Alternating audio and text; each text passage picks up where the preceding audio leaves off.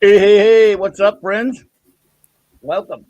That Clobberin Times issue number 292 on YouTube. 992 overall. That's the big number that counts, but, you know, I want to be pedantic about the numbers, I suppose. Hello, buddies, ladies and gentlemen out there. Welcome to Wild Card Wednesday night here on Clobberin Times, and I think my StreamYard is really wonky. I'm hoping some of these friends who are still there, who showed up, were still here. But I want to everyone. We have a wonderful surprise guest hanging out with us this evening. The wonderful, beautiful, magnificent, and dear sweet friend Purple Valkyrie. Purple. Good evening, Clobby. How are you doing? Oh, always better when you're around. You make it easy. You Oh, make it, guys. Hey, you see. Sometimes if you hang around with Clobber, you get a nice treat. You get to see a beautiful lady. And you ought to be, yeah, no, don't bother thanking me or anything, you guys. Oh my goodness. So, and how are you this wonderful early, whatever the hell time it is over there on the other side of the world there? yes, technically it's Thursday over here, but Oh, doing yes. well. Thank you. I can't believe you're creeping ever closer to that big 1000. It's crazy. It feels weird. And yet once it hits, it'll go by and that'll be one show and then I just won't even think about it again. I'll probably change the numbering. I should do like Marvel or DC Comics or something and Yes, change the numbering. It's like go back. You know how they changed the number to back to one every three after four issues of something now. we can have a Clobby 52 start over. Yeah. Yes, I can do issue one every week. Yeah, not us here, folks. We keep the legacy numbering, and the only reason I doubled it up like that is because it was sort of a new start on YouTube, but it was still the same old silly show, just with a few changes and tweaks here and there, and things you can't do that we could do over the other place. That's it. It's a continuation. It's a passing of the baton from one streaming to the Right. next. It's still the same old clubby, though. It's still the same old. It'll always be the same show in heart and in spirit. It's just, yeah, I don't know. I made the two numbers because, for a while there, you remember, it wasn't, I guess it's been a while now, but eventually, for the longest time, Marvel and DC just kept old numbering of a comic book. And they might add a new series or here and there, but they usually kept it. And then after a while, when they started changing their numbering so much, they started putting like a legacy numbering, whether it was a new volume of the Fantastic Four that said Fantastic Four number 40, whatever. It would Hmm. count up all of the ones before it and say overall it's number 700 and such, whatever. So I just, I figured, yeah, because I moved to YouTube, I would count those. And I moved right after doing 700. It's 700 even on Blog Talk Radio. So I started with 701 over here. So, and here we are. Here we are, and you've been going strong ever since. Did the move to YouTube, was that really beneficial for you? Did you find? Oh my! I just as I've probably said often, I my son had been on my ass to do it for a couple of years before I actually did it, and I was just being a lazy ass, and I really should have done it years before. Who knows what would be going on now? But I really should have done it before that. So yeah, it's so much. I mean, YouTube had and StreamYard, as you well know, have a lot of drawbacks and flaws and problems. But BTR was a glitch machine. It was fun. Now you could do whatever you wanted. You couldn't play video like here, but you Hmm. could play any damn music you wanted, and I did. And I could just get like if I would do like an open show one night, I could get bored and play a bunch of sound bites or play a bunch of songs and just play, screw around with the soundboard and stuff. So it really was a kind of talk radio that you could do. Pretty much, and people could call in on the phone on their phones. Yeah, in fact, sometimes Flash would just do his show from just calling in from the phone and I did the show from Skype eventually. Originally, I did it from my phone. Actually, I did my first year, Damn. so I did it from my phone. Yep, I mean it was so primitive. I had no decent. I didn't have. I had some crappy headphones. I had no microphone on it. I'm not kidding you now. I guess I'm not saving this story for the stupid 1000th celebration. I'll just say it now. I rigged up my flip phone to a set of headphones and called into the show and did it that way. It was pathetic. in the early couple of months. I didn't know what the hell I was doing. Not that I do now either. But it was pretty Well, crazy. you fooled us all in that case, if that's the case. But I love the idea of a Clobby call-in. It was yeah, you could call in. I mean, it was crazy. Well, what we used to get back then, Purple, was a lot of the cranks and stuff. Obviously, because see, you could go onto Blog Talk Radio, and I guess you still could, and find this. I mean, go to the categories. There's like 10 million. If there's a show about clipping toenails, there's about 5 or 6 of them, and if you're interested in that, there's somebody doing it as a show. There might be 2 people talking about it, but hey, it's more than you would expect. It's there, especially back then. I mean, now it may be a little bit different. So you could dig it up, and you can go in there. And of course, that was a gold mine to people who just like to call and screw with people. So they would do it. The difference is when they did it to me, it would kind of throw them off because I would rank them. I would critique their performance as a troll, like how well if they did any good. I go, man, I'm disappointed. You didn't do very well at all. Or sometimes I go, dude, that was a good one. That was good. Because I admire a good crank yanker, as they used to call them of the old show, crank yankers and the jerky boys and all the crank call stuff. So I would actually critique them, and I actually thought it was funny when they were good at it. And we all got them. Chris said, did you give your callers a no prize for calling in? Sign me up. No, but I should have. I should have done that. By the way, I have my chat reeled back to the back, so I can't see any new ones yet. So we'll say some hellos there. The Comic Relief Crusader. Hail. Hail there, sir. Max Redstone, the master of limericks. I don't know. I'll tell you what, this man is a genius. He gives us limericks to every episode of Next Generation that we review on Saturday Night Star Trek, and they're always hilarious. I should dig some up. They're great. So you should hear them, Purple. They're really fun. A big thank you to Cardinal Sin for this $20 super sticker. Thank you, Bill. Absolutely. Very, very kind of you, sir.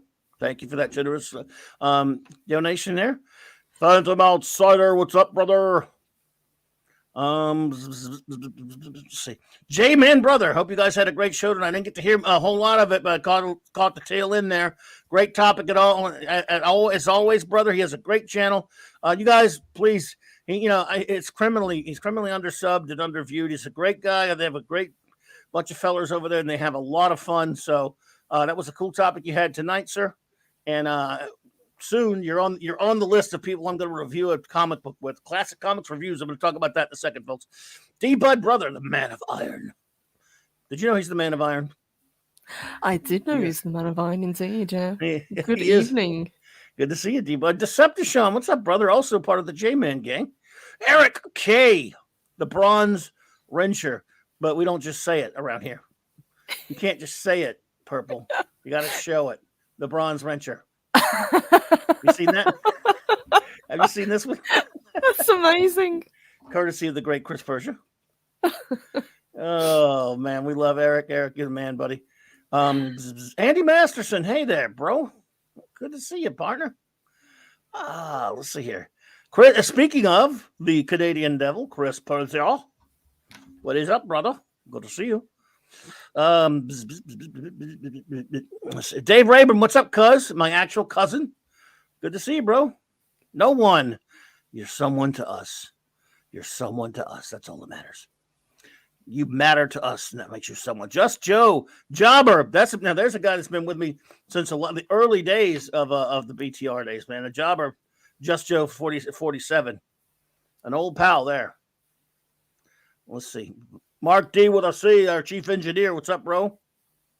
Good to see you. I think I'm up to speed now. There we go. Yes, we've got a great group in this evening. Good evening, guys. Good to see you. Hey, they're here to see you, not me. I surprised you with Purple, didn't I? And I was mean to Purple. I woke her up. She was sound asleep, and I have she doesn't know about this device that I had created that I can press it and it shocks her to wake up. She's up now. She says, "Oh, I'll get you for this." You know, any chance I get to hang out with Clobby, I always say yes. Well, you are the bestest in this. A few show notes. Oh, well, there's Max Redstone. Thank you for that $2 super chat. You were too kind, sir. He says, I'm not the Man of Iron. This is Saul Roseberg. I'm not sure I get that one. Now I'm embarrassed, man. You embarrassed me because I'm not sure. But you could explain it though. But hey, nevertheless, thank you, Max. Not only just for the $2 super chat, which is I really appreciate it. You, dude, your contributions to Saturday Night Star Trek. Everyone loves them. Now it puts like pressure on them though, because everyone wants a limerick now. They're going to expect that out of you. Just want you to know, buddy. Not out of me. Never any pressure out of me. When you do it, we appreciate it, but don't feel like you have to. You're not a performing seal or anything, but you are very talented and they're hilarious. He's got, I mean, it's just, I mean, right off the cuff, about the episode. It's just, he's really good. It's a lot of fun. Brightest Day. What's up, brother? Good to see you, man. Again, quick show note though, as the authority mentioned, 2 weeks from today, it'll be in the daytime.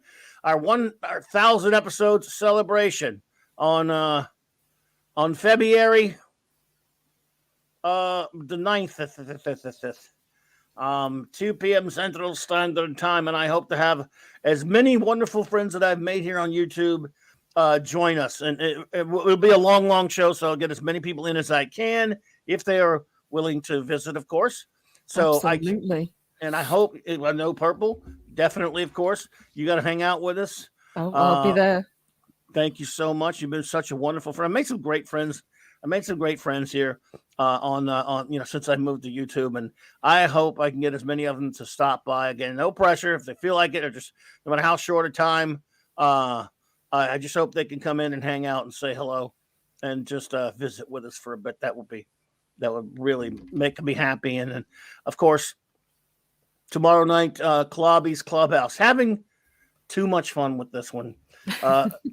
I don't know if you know the story of it, Purple. What it basically boiled down to is Raquel and Mark D and I. We spent a lot of time behind the scenes, hanging out, talking, and for hours and hours. Sometimes after or before shows. Sometimes just not even with the show going on, just because. And we've become such close friends over the past year or so that at some point we would say to each other, we would talk about something. This should have been a show.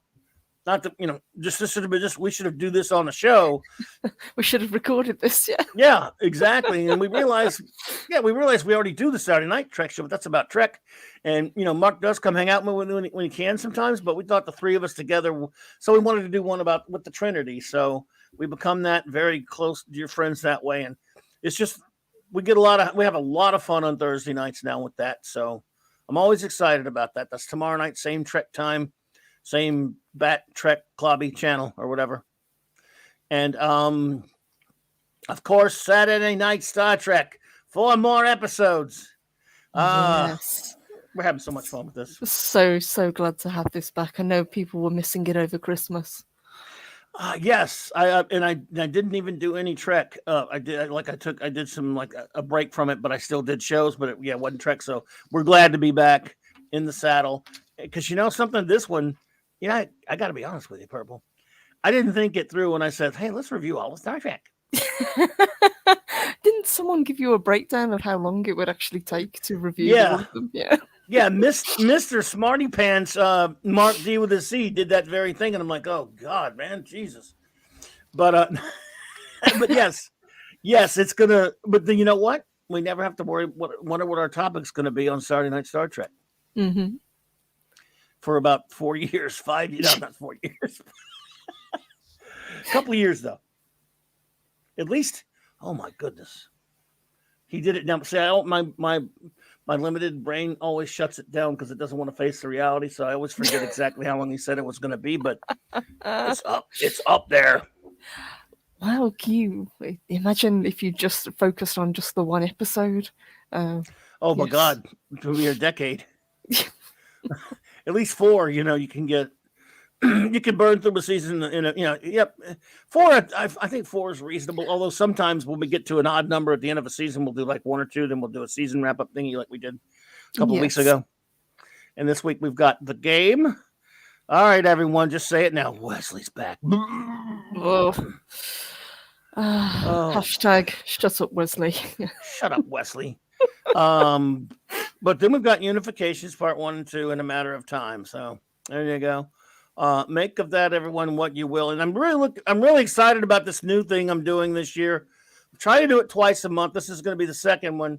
I already did one a couple of weeks ago. The Clobby's Classic Comics Review, Sometimes it'll be on Wednesday nights. Just depends on how it's scheduling. But we're doing it on Monday night. Mark C Comic Talk this week. The great Tomato D with the C, our chief engineer, will join me to review Marvel 2 and Marvel 2 and 1 Annual number 7.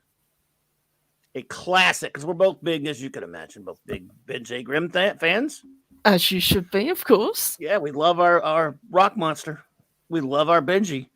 And love the blue-eyed, ever-loving thing. Yes, indeed, the ever-loving, blue-eyed idol of millions, Aunt Petunia's favorite nephew. And this is, yes, J-Man, this is one of his classics. This is truly one of his most inspiring stories. And, looking forward to doing this one. They should do an animated film of this. I like Thor just behind him looking very serious. Yep. Thor's like, yea, I shall take down these foul mortals. Yeah. And Ben's saying, get back there, Goldilocks. This one's mine. And he's the only guy that, Ben's probably only got away with calling him Goldilocks all the time. Mm-hmm. Because nobody else would, but Ben did. So, yeah, this is a great story, though. And again, it's been a good while since I've read it. Some of the upcoming projects, folks. In February, there will be another Max von Priestley and I think I always do a Superman birthday celebration. Superman's birthday is the 29th of February, even though this is a leap year, but I do it as close as I can. And we might do For the Man Who Has Everything on that Monday night. This depends on if Max can make it. It'll be something Superman oriented, but we're going to do in the not too distant future, we're going to be doing the Frank Miller, Chris Claremont Wolverine miniseries of the early 80s. Nice. Mark and I are doing that. My good buddy Nick Wise and I are going to do Frank Miller's Daredevil Born Again. I am in the talking stages of a bunch of different other ones. I know our buddy Loki and I will be doing Batman Predator coming up soon, folks. Mm-hmm. Because he likes that one. I tried to get him, he and I are also reviewing an animated, a DC animated film per month or two. We might do more. I had a great time, by the way, with him the last night talking about Superman versus the Elite. That was a lot of fun. Yes, good film, that one. I like that one. Yes. I that was truly, again, a very inspiring one. I love it. I wish they did some good ones, but I wish they'd done even more of those, stuff like that. That's what I want. See, that's what I want to see. I want to see Kal-El, buddy, good to see you, man. I want to see some older stories, some classic stories that I liked, adapted by animation, done to look like the comic that it's adapting. To me, I would rather that any day than any live action superhero movie. Mm-hmm. I really would. I would, if they adapted, it could be like a one-issue story like this, or some other sagas of different characters, and again, make it look like it came right out of the time it was drawn and everything. You could have all the live action stuff and do whatever you want, and I wouldn't care. Yeah, you'd think with such a huge back catalogue of work that they could pull from with the DC animated, because they did so well with a lot of their films, you'd think that would be the logical way to go with it. And they were doing it at first. The aforementioned Superman versus the Elite, for example, the Batman Under the Red Hood, which I know you like that one. I like that one a lot as well. Yeah. They were doing that. They did the Miller's Dark Knight, if that's your taste. They did Batman Year One from Miller. They did a lot of those for a while. Justice League Doom, Justice League New Frontier. Then after the Screw 52, they started adapting Screw 52 trash. In my opinion, it's trash. And then the few ones that they adapted after that were based on older classics, they Screw 52'd them up. They changed them to look like modern garbage, even though they were adapting an old story. And so that's why I hate modern DC animation department. I hate them for that. Look what they did to like the Judas Contract. That's a classic New Teen Titans story by Wolfman and Perez, and they moderned it. Yes, and I liked the Killing Joke, but I didn't like what they did with the animated film. Oh, so that 20 minutes or so that they tacked onto it with the Barbara Gordon stuff at the beginning is just horrible. Because when they actually got down to the comic adaptation part of it, it kind of would look pretty close. It did, yeah. I thought, once you get past the beginning, it's fine, but it's that, like you say, that's that Yeah. first 20 minutes that they added to pad it out. Oh, it's terrible. Terrible. And not just because of that, what scene. I mean, it was Hmm. just rotten. And I just, why do that? And yeah, so it was a shame. That could have been just a pure adaptation, but no. Yes, I know they did Gotham by Gaslight as well, which wasn't particularly popular, but then it wasn't that a popular story to begin with. It was a bit of an odd one for them to pick. It was, and they changed the ending. It was never like my favorite story or anything, but they changed the ending and just like they also screwed around with Red Sun, Superman Red Hmm. Sun. Everyone they've done since then, since like the 2012, they've messed with it, made it look bad, or changed the ending. Yes, two that I loved, Batman Hush. I thought was a great story, but didn't do Hmm. very well animated. And The Long Halloween, I thought part one was great, but part two was lacking. Yes, part one is with except for one or two big complaints I had, I really enjoyed it, like you did. And then Hmm. part two should be called Catwoman: The Long Halloween. It's a disgrace. It's so bad. I mean, how could you mess up that badly after doing a pretty good job on the first one, except for one glaring problem? Yes, I was surprised, and I was very skeptical when it was first announced because I knew it wasn't going to look like the comic. Obviously, it wasn't going to look like sales art, Right. but I thought it was close enough to the Batman animated series that it still, felt like it belonged. But yeah, part two was definitely very different to part one. And yeah, absolutely. And it did, at least, like you say, it didn't try to look exactly like sales art, but it captured a little bit of the spirit of it whilst having its own like identity. And I love the way it looked. And Hmm. in that second part, holy crap. And that's what we're going to get from now. We're going to get stupid stuff like that they can't center on the Batman. It's going to, even in the first part there was some crap where Catwoman is the saving his ass and all this stuff. And this one, it's all about her saving him, and it's all about her story. All of a sudden, when she was barely in the original in the comic, it's just these people are horrible, and yeah, they're just going to keep doing that. But ideally, that's what I would love to see. We've got, for example, coming up, one of the ones we're going to be doing. I'm hoping my buddy J Man and Sean will want to do this. We're probably going to do Kingdom Come. Nice. How amazing, Purple, would it be to see a Kingdom Come adaptation done to look like the Alex Ross art and to just follow the damn story and don't screw with it? Oh, I'd love to see that. Just the actual book come to life. That would be so good. Yeah, that's a good story. It's got all. I mean, it's a lot like Superman versus the elite in terms of the things it talks about, the heroism and things like that. As much as a loony bird as Mark Wade is, imagine it's a good story. Imagine that, and they could look. They've got the technology to make it look like right off the Alex Ross art. Also, I don't know if the one comic we did review last in 2020 before with our dear friend Mark C was Hmm. Justice by Alex Ross and Jim Kruger. Did you ever read that one? I have read that one, yes. I love that story. I would love to see that adapted to look like that. Um, but no. I just love Alex Ross's art. I follow him on Twitter, and it always makes me smile when he posts new work or old work. It's great to see. Yes, yes. I've always loved his work. Since Marvels, I've loved his work, and of course on Astro City covers and Kingdom Come. So, and I've also loved. Let's see, again, other couple of the things they could adapt. Superman: Peace on Earth by him Hmm. and Paul Dini. That was great. Batman: War on Crime. Shazam. Shazam: The Power of Hope.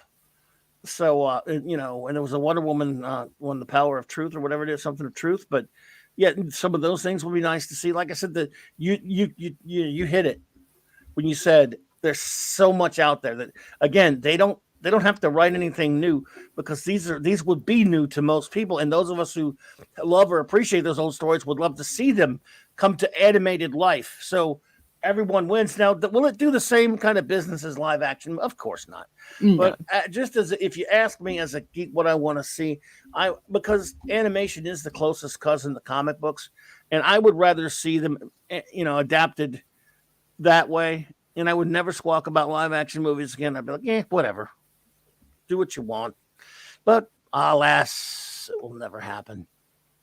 They're only going to get worse.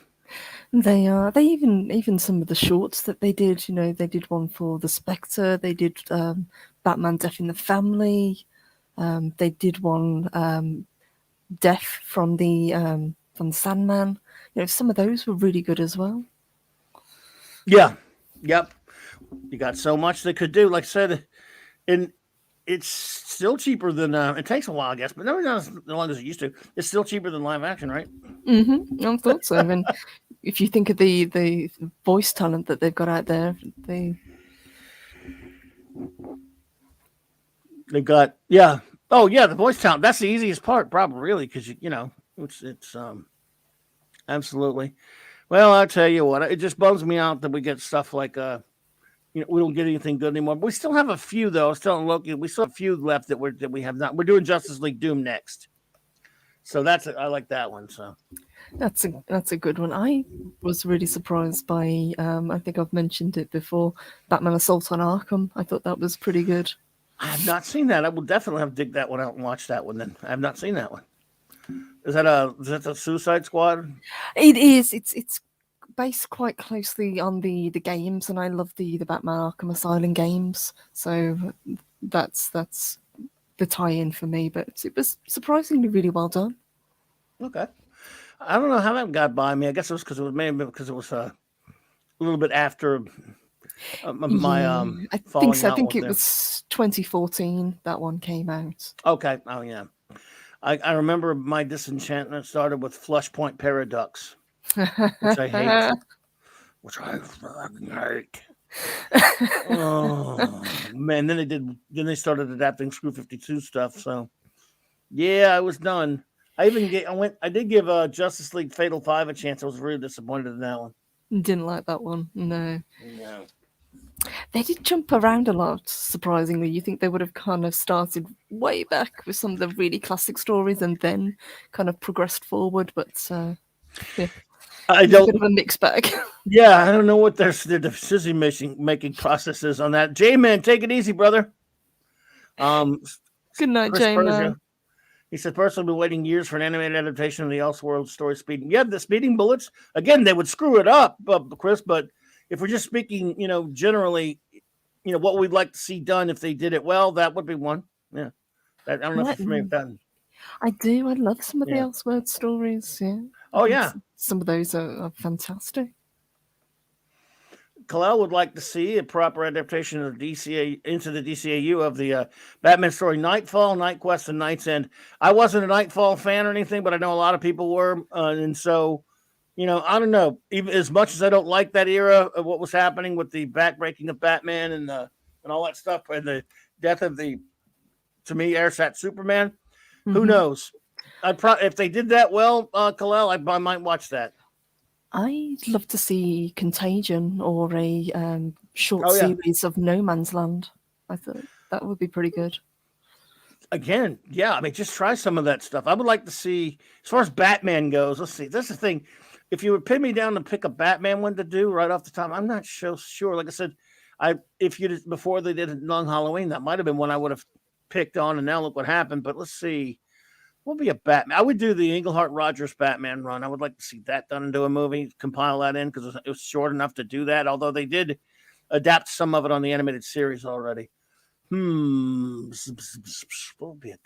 not sure which Batman story I would like to see done. I guess because I kind of like the way animated series did it with the shorter stories.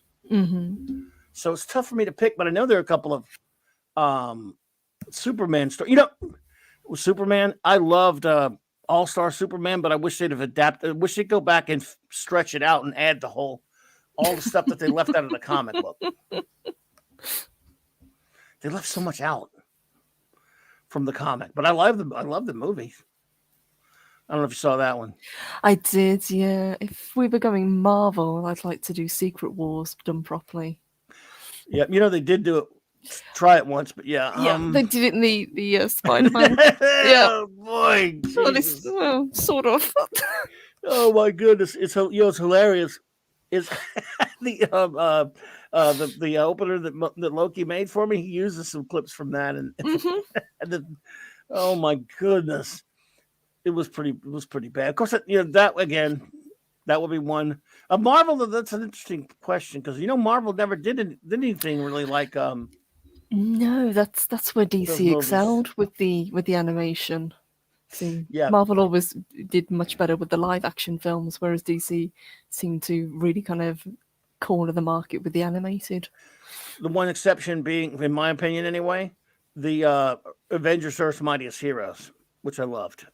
I'm Yes. about ready to binge that again. I seem like to do it every year, but I can't stop myself. I'm like every year, every other year, I need to try to give this enough time to breathe before I go back to it again, because it's so brief.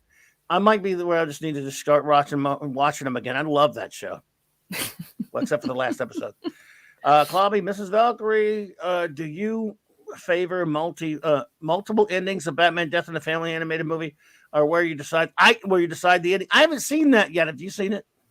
I haven't, to be honest. I know of it, where you can kind of choose, similar to back in the day, obviously, where you could call in and Right. decide his fate.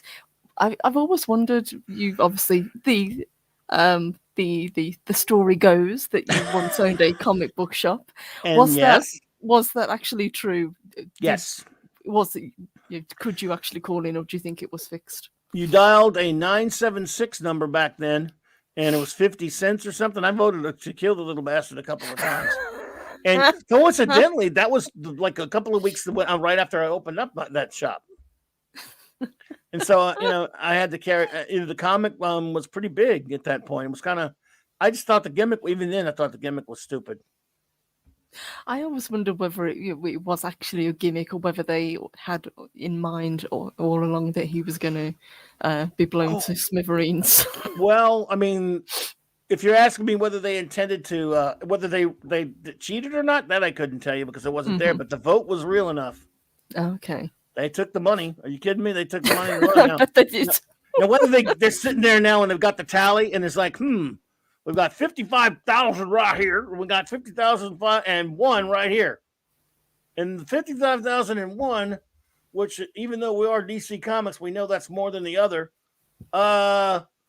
Says that we gotta keep the little bastard alive. Well, yeah, like they talk to that like that at DC Comics.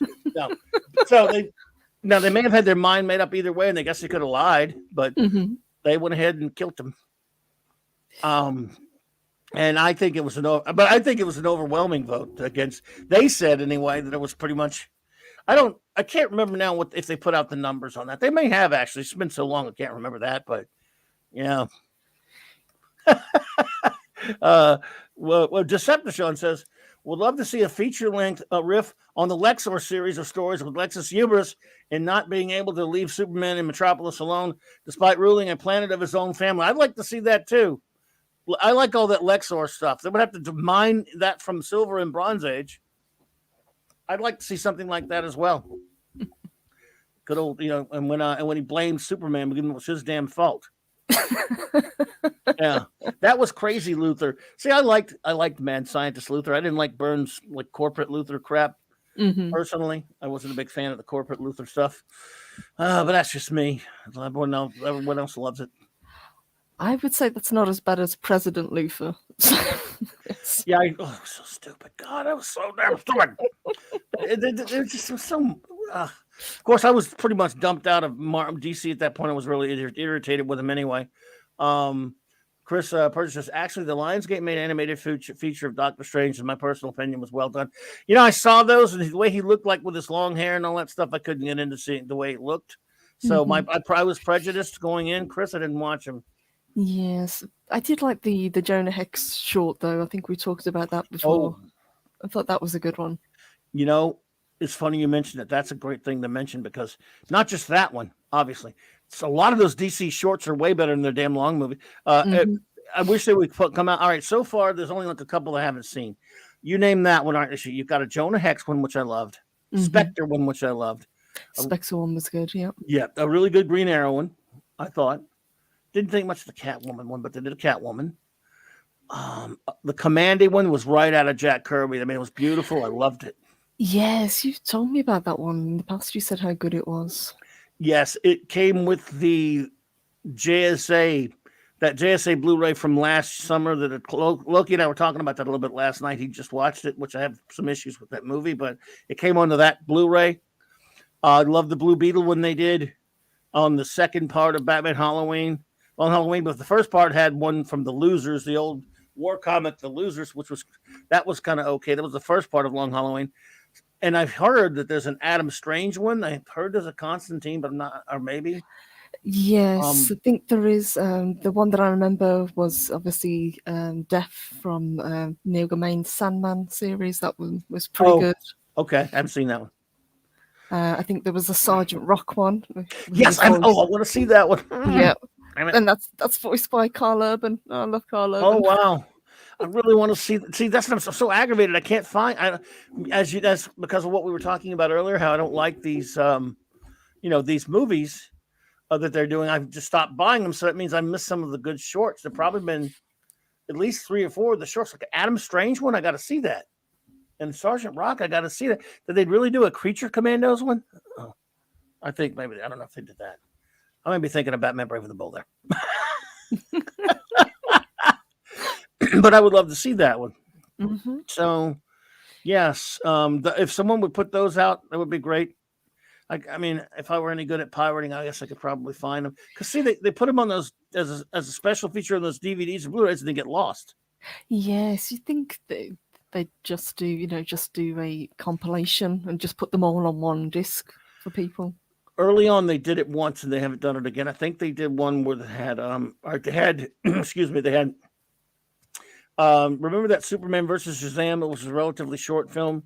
Mm-hmm, yeah. I think maybe on that one they put Jonah Hex, Inspector, and something, maybe something else. But yeah, they haven't done it since then. The filthy bastards. Wish they would do it. Do it. No, damn no.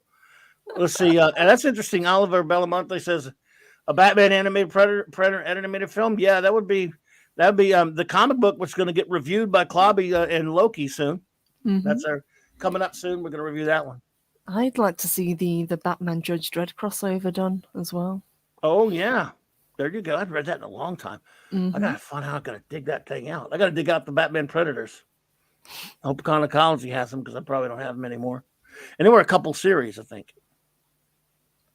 I think they were. So yeah, again, now it's just getting everyone together, getting a series, signing out. What would be a good one? We're going to do Hercules, Prince of Power. Mark D and I are going to do that one. And there's one that's a Dr. Doom story that he was talking about. Did you ever read the one that was from Iron Man 149 and 150? Mark D, wasn't it? The one with Iron Man and Dr. Doom went to Camelot? Yes, I've got that one. I love that story. That's going to be reviewed soon. So good. If you'd like to join with that one, because Mark's mentioned that one too. That's one I would like, because I know you love Doom. That'd be a perfect one there. Yeah, I've been wanting to do that one for a while. That would be amazing, yes. And the other one we were talking in the green room was the one with Mike Mignola, Triumph and Torment. Yes, I want to read that one. Yeah, good story. You say it's Doom and it's Doctor Doom and Doctor Strange? It's Doctor Doom and Doctor Strange teaming up, yes. Oh, okay. Okay, 140 through 141. I thought it was 150. Let's see. They go into the future. 250 to go. Okay, I could have swore it was like an anniversary issue of the first one, and then because I'd never read the second one. But there's a trade that probably has it all in there. There is, yeah. I think I've got the trades. Okay, there you go. Because as far as Doom stories, I mean, how do you pick them? I don't know what you do I don't know which one you. I mean, there are a lot of good ones. I really like the. I know they're more recent, but I really liked what they did. The Books of Doom, where they go back over his origin, and it's like a retelling, but it was really well done. Okay, I have to check. I got to check on that one. Hello there, Furry Kitten. Good to see you.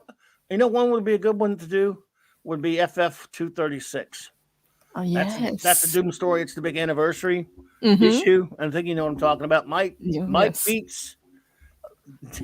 Mike Beats. Hello there. Hey, Mike. I'm not going to bite on that one. Hello there, Mike. Good to see you. I know you. I'm not going to. I'm trying to think. But that would be a good one, I think. Remember that one? That was a I wouldn't mind covering that one. Yeah, that's a great story. And good morning, Photo Kitten. Good to see you. hey there, hey there. So yeah, like I say, Doom stories.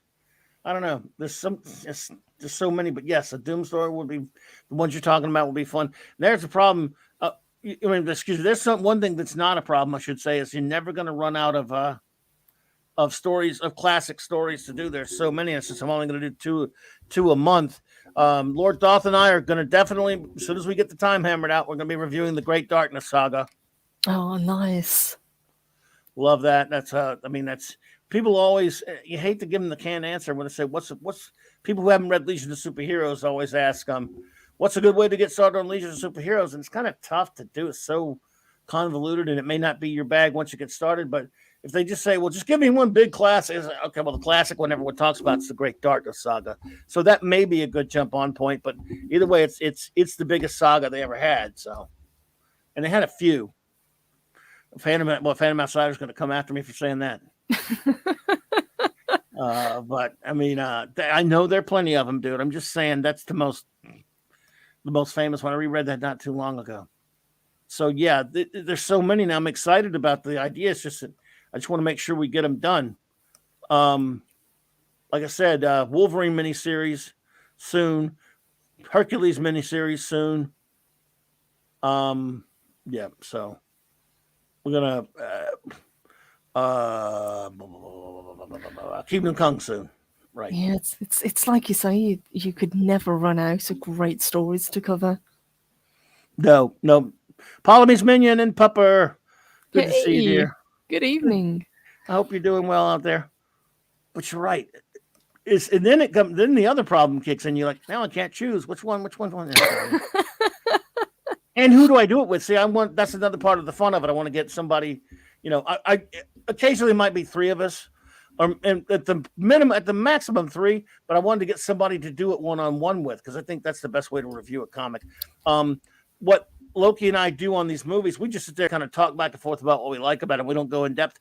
With a comic, I'm going to be the way Max and I did it. I actually put the comic on the screen and we go through it all. And you could actually do that fairly quickly with a comic book. It's a little bit different with a movie. If it's two of you, you can. What are they like when you show the comics? Is that YouTube don't get funny about that? I've never heard anything on it. It's just it's I just show it on Comicology, and maybe you're not supposed to, but they've never said anything to me yet. And I just I put it up there, and you just kind of I guess you kind of maybe you don't show you're gonna flip fast through a couple pages here and there, and then show a little bit of it. But I mean, it's a comic book that I own on Comicology usually when I show it or something like that. Yes, so as far as I know, they're not saying anything about it. It's already paid for. Yeah, I was just curious whether they were funny about it, because you know what YouTube are like sometimes. Well, they might be, or Marvel and DC might be. The thing is, I don't know if you ever watched any of the reviews by your boy Zach, as he called himself, or Yellow Flash. I did, yeah. Well, I watched their reviews, and sometimes when they're talking about a new comic, they do refrain from showing the whole thing. I don't know if that's because it's like a brand new comic book or whatever. They'll show you a couple pages here and there, and then they'll talk about it, and they'll, make sure you can only see a couple, move farther along in the comic and show you more examples. I don't know if that's for. I'm sure there's a reason for that, but the other night when we did it, we showed pretty much the whole comic. I mean, so I don't know. Yeah, and Carlos and I will be doing Astro City soon. They'll be doing, and we're doing Watchmen also soon. Yes, I can't wait to pick up Astro City on your recommendation, of course. That's going to be my reading for this year. Oh, wow. It's at least try the very first one, obviously, start from the beginning. And if the first miniseries doesn't grab you, then, but that's what we're going to start with. We're going to review it. So can't wait to dive back into that one again, and just sit there and talk about it, because that's one he and I just we go off on when we talk about that one. And Watchmen. It's about time somebody reviewed Watchmen in depth. Yes, Watchmen would be great, and I'd love to do V for Vendetta as well. Really. Oh, it's on then. Mm-hmm. Absolutely. Good idea. So many good comics, so little time. But let's see here. By the way, speaking of comics, did you see that? All right, I know I'm an a-hole, but did you see that stupid sparkly Batboy poster? I did. I've got to admit, I wasn't very impressed. I'm not feeling Patterson as Batman. I don't like the suit. I didn't like the design of the Batmobile, and I really hate what they've done with the Riddler. Even though I like Paul Dano, I think he's a talented actor. I just, it's too grungy. It's too edgy. Every single thing about the trailers and this poster make me not, I mean, I already don't want to go see it. Like I said, they don't have to convince me. I'm already there, but they seem to be hell bent on convincing me not to care about this crap, and to not watch it. But it is just horrible. I don't know who thinks this could be any good. I don't know who trusts these people. Yes, I saw the trailer and I gotta admit I wasn't really blown away. I can't get any excitement for this. And I feel really bad because I love Batman. I was talking about it this morning. Batman is my hero. But I don't know. I'm just not feeling it. Well, yeah. And by the way, he's not gonna be very heroic in this movie. I hate his costume. I hate everything about all this, especially. I mean, I guess Penguin looks sort of penguin-y, I guess, if we want to give him some points, but yes. Why would you do that to the Riddler? Yes. Yeah, he's gone very well, he looks like the Zodiac killer, doesn't he? Let's face it, that's where they've gone. Yeah. I don't get why who approves this crap? Who sits there and going, yeah, look, hey boss, what do you think of this for the Riddler? Oh, yeah. Oh, wow, yeah. That's revolutionary. People will think we're edgy. Yeah, that's the Riddler. No, I was reading an article today, and the director was saying how he's taken a lot of inspiration for this Batman and for his personality from Kurt Cobain. Yeah, I heard about that. Because nothing screams Batman like Kurt Cobain. Nothing makes you think about Batman. Didn't that just come to you and go, of course, they're the very same. Yes, and I think people were saying they can kind of understand the brooding, much older version of Bruce Wayne. He's locked himself away in Wayne Manor, and we've got a younger Terry McGinnis taking over. I can kind of see that if that's where they were going, but this is Batman starting out again. Yes, Batman perpetually begins. And Furry Kitten says something interesting that I just caught. Sorry, but I had a minor fangasm remembrance of Halo Jones, Nemesis the Warlock, but I might require a Halo body pillow. Well, I loved Halo Jones by Alan Moore and Nemesis the Warlock, which was not by Alan Moore. But so you're apparently someone who knows your old British comics, your old 2000 AD stuff. Shout out to you for that, Furry Kitten. Absolutely. I love Nemesis, though. I don't know if you ever read that one. That was a messed up comic right there. I haven't read this. I think you've mentioned it in the past, but I haven't read it. No. Yes, it was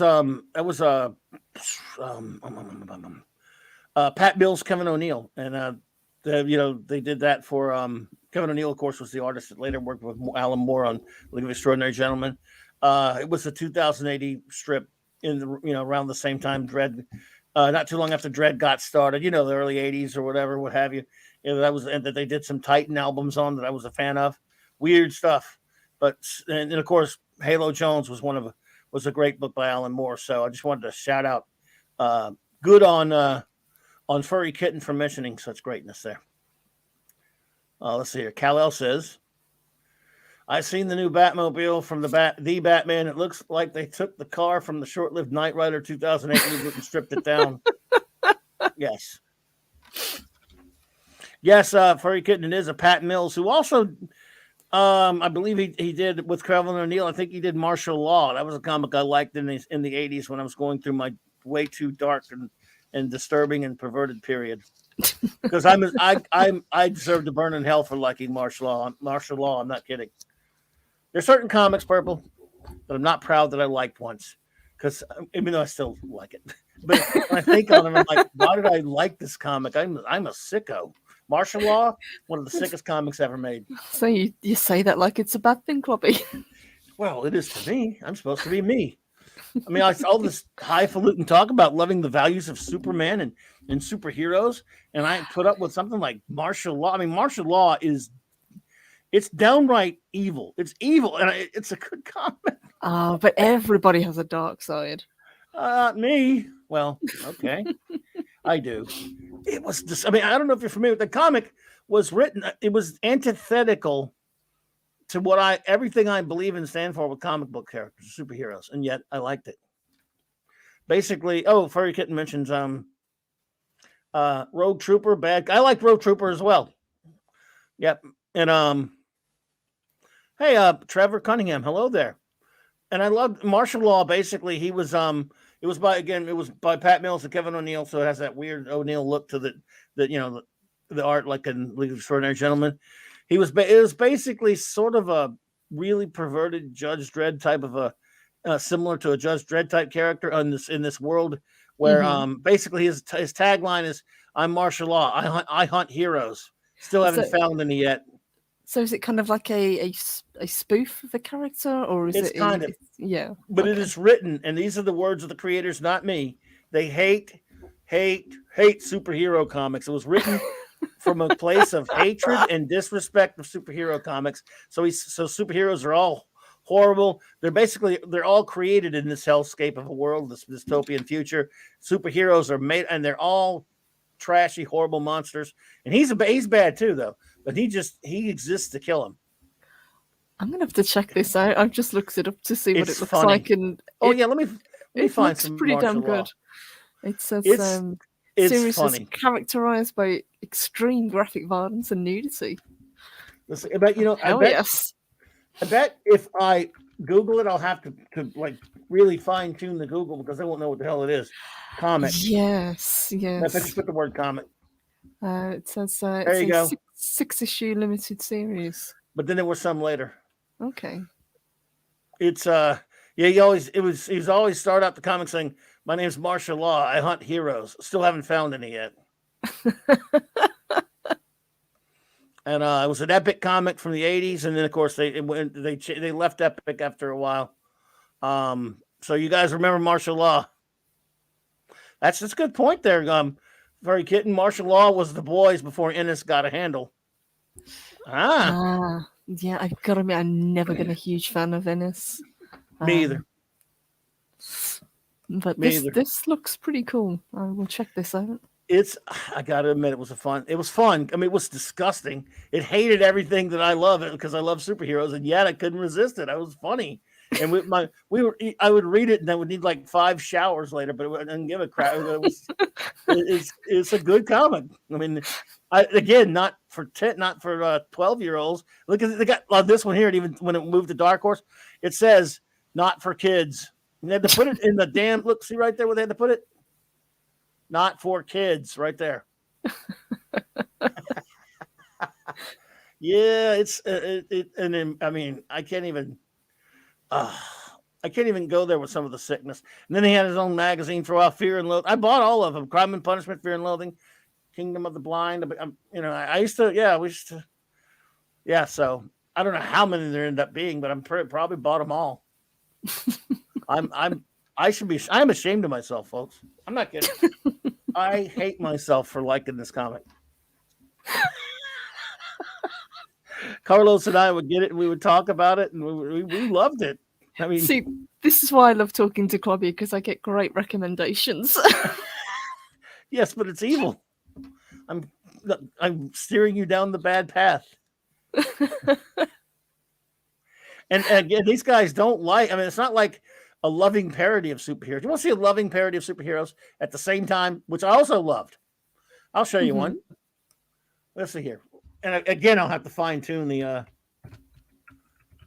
got to write comic behind it sometimes of something that's old and obscure. Have you ever heard of Normal Man? Doesn't ring a bell, no. I loved Normal Man. Normal Man was a fun comic. Let's see here. By Aardvark Vanaheim. The excruciatingly average Normal Man. He is the only non-powered person on the planet completely filled with superpowered people. And so they parodied every comic book at the time. And again, it was a loving parody of superheroes. Like, they were fans of comics, not like those sicko. Your countrymen, how aren't you embarrassed of your countrymen for making something as evil as martial law? No, I'm just kidding. Nope. I love it. Nope. You're fine with it. Nope. I'm gonna rush out and buy it once we finish this show.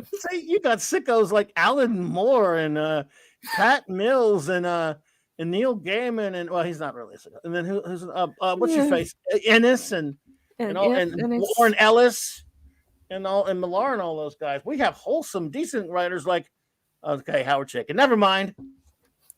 Howard Chaykin. No, but see, this one though, it was a lot of fun. Basically, in the first issue, they're calling out the Legion of Superfluous Heroes, and the roll call takes 12 issues. Yeah. Good night. Apollomedes Minion says, I drove 609 miles today.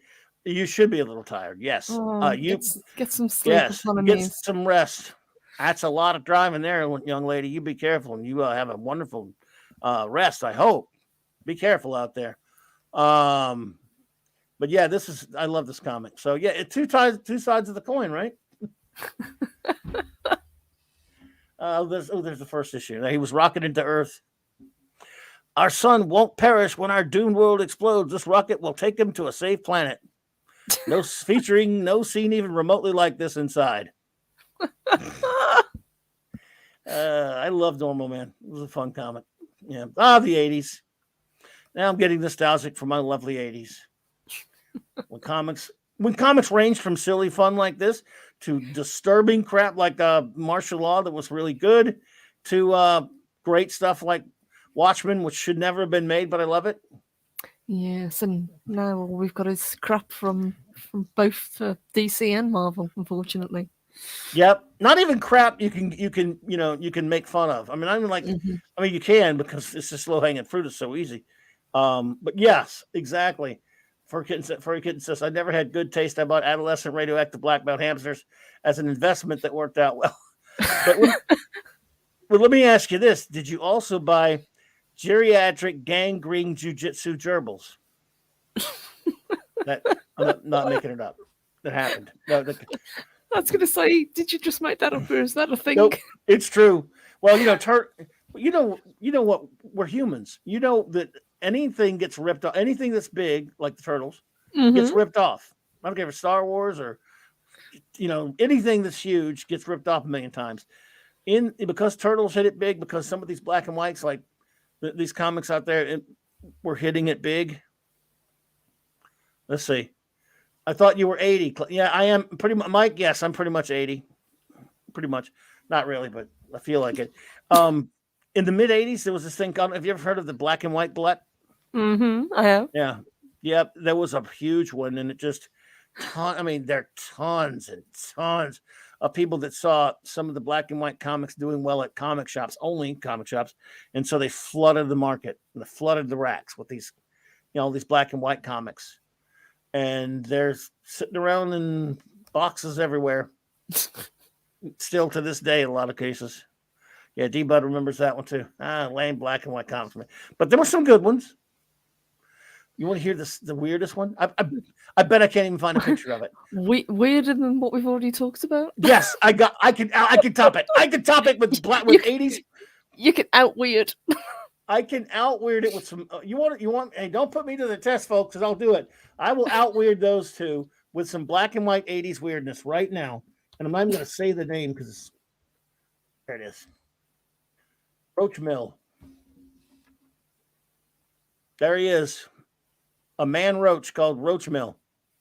Anyone remember Roach Mill? This one is new to me. You want to hear something weird? I actually bought this comic. This is yes, I bought it. He's like it was Dark Horse, by the way, but Dark Horse put it out later. I think somebody else put it out before them. Roach Mill Quits. I know someone out there remembers Roach Mill. The most stupidest comic I've ever. This goes by. So he's painting it. The most stupidest comic I've ever, and you can't say bad, but he's just like this. He's a man roach.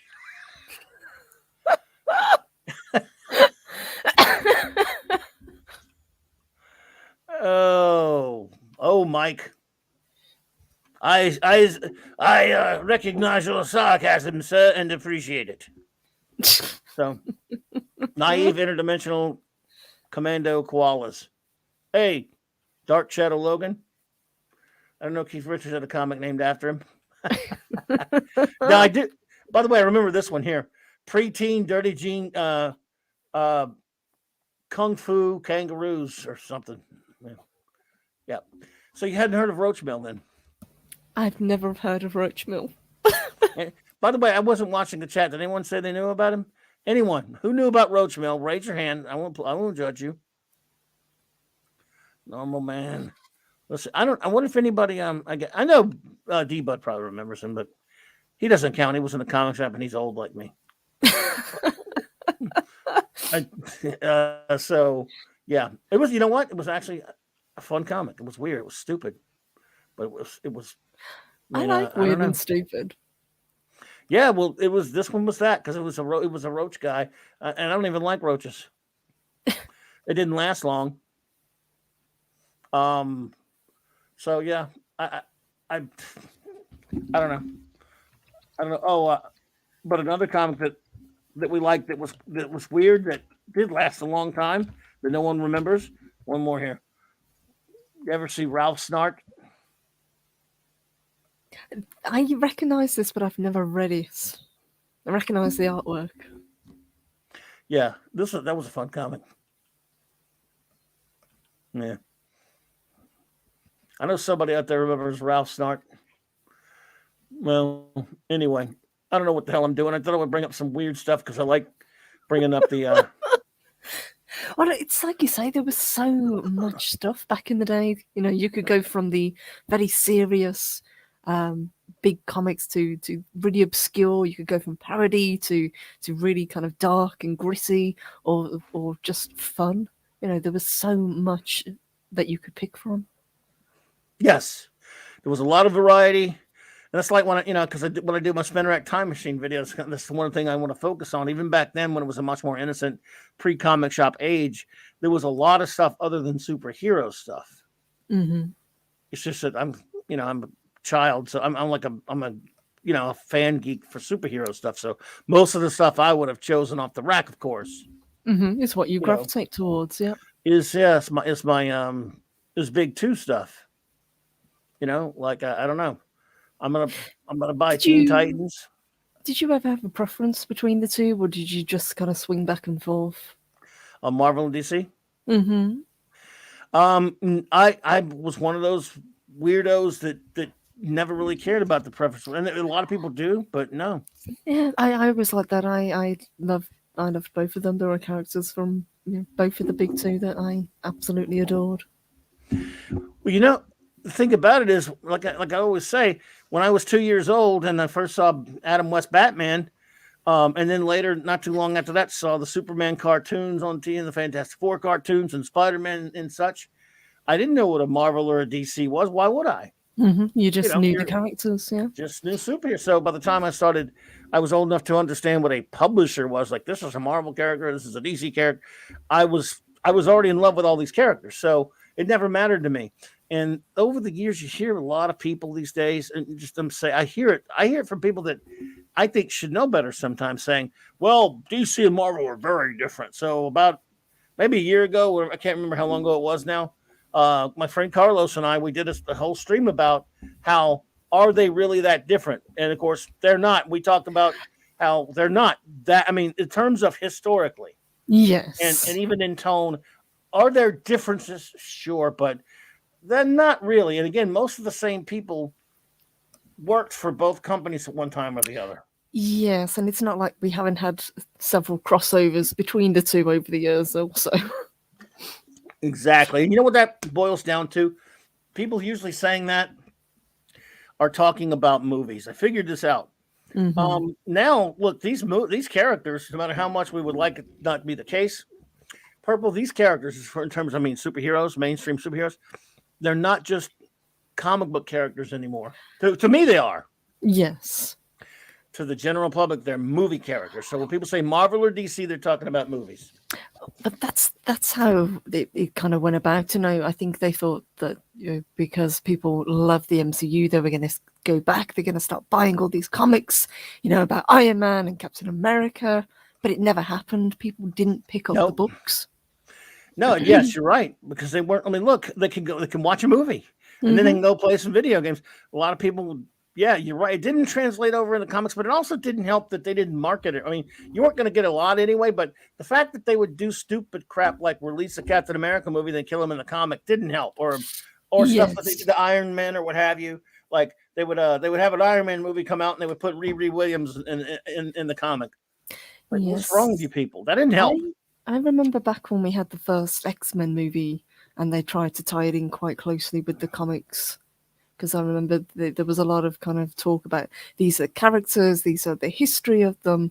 I thought if they'd continued that, I think they would have had a much stronger following, and people going back to the books and learning the history of these characters. But they were more than happy to keep with the media. Nope, that's exactly right. Now, does that mean a ton of people were going to go read comics? No, but. And Gary has told this story before, and I've heard it from a lot of people. Like, he had a comic shop, around 2013 or so. I've heard that. Like he would say, he did. That's a rumor. But he would get people coming in saying, they saw the new Iron Man movie or they saw the new Captain America movie, and they would like to buy their kid a comic book with the character. And like he would say, it's, well, what am I supposed to do? Tony Stark's not even in the damn comic. Yes. Steve Rogers is not in there, even though the movie's out. I was like, that doesn't help. Or the thing I was talking about with Loki last night, when Man of Steel soiled screens in 2013, our dear departed good buddy Mark C, was talking. I bumped him into him at the comic shop right when that was out in the theaters, and we were talking about it. And he said, at the time his son was very young, very very young, and he loved Superman. He said he went and saw it first to see if he thought it was okay to take it, and he said he watches that thing that I can't bring my young child, and it's like. Are you people nuts to make a movie that is ostensibly about Superman that you can't bring a young child to? Yes. Why would you do that? That's like you guys were saying yesterday, he's not just a superhero, he is the epitome of the American superhero. He is something to strive towards, as with a lot of heroes are. Yep. And they should have, like, at least in 2008, they did kind of market Batman, the Dark Knight film. They did market it to older viewers. It still wasn't. You probably couldn't take the younger kids, but they made My Beloved Batman Brave and the Bold cartoon. So they gave, they at least were cognizant. There's like, look, we're going to have something out there for the kids as well. And they did that. They didn't even do that in 2013. They didn't do it, though. No. And obviously, we also had the excellent, as always, Batman animated series, which. Yep, a lot of kid can watch watching. It. Yep, even a young kid can watch that. And absolutely, Furry Kitten. I knew a lot of people, back then who, one of those freaks that he says one of those freaks that actually purposely avoided Marvel and DC and used to stick Brit comics in general weird. Look, that's at the comic shop. There were a lot of people that wouldn't touch the mainstream stuff. It's fine. Yes, I was surprised because you were telling me how popular 2000 AD was. In the US. Yeah. I didn't realize it translated over so much. Well, you couldn't back then. You couldn't get the regular mag, but the before Eagle Comics reprinted Dread in like 84 or whatever it was for years. Titan released 2000 AD albums with like Judge Dredd compilations, Rogue Trooper, ABC Warriors, and Robo Hunter and stuff, and Nemesis. So those were kind of slowly building the popularity. People were getting Judge Dredd through that means. You couldn't get the weekly. Although I did run across a guy for some reason down where I am away, believe it or not, who was bringing those from over across the pond. I don't know how. And I bought a gigantic stack of 2000 AD from him. I had a big, that was on some pretty bad paper, by the way. I've just got a great image of him just sticking these comics to him and just walking through security. I don't know how he had them shipped to him, I guess, but he sold me a ton of them. And there was those things were on really bad paper that did not hold up well. Newsprint, Yeah, really cheap. Yeah, falling apart. Yes, but it became Judge Dredd got enough attention through those Titan albums to warrant a color reprint of his comics from 2080 by Eagle Comics somewhere in like 84, 5, whatever that was. Mm-hmm. And that just kind of steamrolled from there. Dredd became huge. If we ever got the TV series that they teased, Mega City 1, do you think that they could do a good job of it? Or do you think that it's just too big a thing for them to create? Because at the time, before we had the Amazon Lord of the Rings announced, this was supposed to be the most expensive TV series in production. Well, I tell you what, I never say couldn't, because sure, they could do it. I doubt they will be willing to do it well, because first of all, almost on the wrong foot immediately. My comic shop was called Mega City Comics. I've told you that before. But if it's called Mega City 1 right there, I'm scratching my head going, I would like to see, why not just do a Judge Dredd show? Mm-hmm. Why call it Mega City 1? I don't know. Is this an anthology? Well, I mean, so could it be good? Yeah. I think they called it that. It was either the working title or whether it's they wanted to kind of do like an umbrella term so they could be a little bit looser with the continuity, so they could bring in the Dark Judges a lot earlier than would probably be wise. I don't know. So I get it, but look, yeah, they could be good, but you know what we're up against right now. So if they don't even look, let me tell you something. If they don't even respect Lord of the Rings, which they don't, no, and they don't respect, then books that are not quite as universally well known. Like you're a fan of one of the ones that they're showing no respect for. Like what is it, the Discworld? Yes, absolutely. Right. Well, they disrespect Tolkien so much so that this show is being released on the day that he died, the 2nd of September. Wow. See, if they have no respect for Tolkien, then they don't have respect for anything. They'll ruin anything. And for the longest time, I thought it was further back in September. I thought it was like the 22nd. Mm-hmm. That's the date that I had in my head. But no, apparently the release date is the 2nd. So that's when this thing's coming out. Mm-hmm.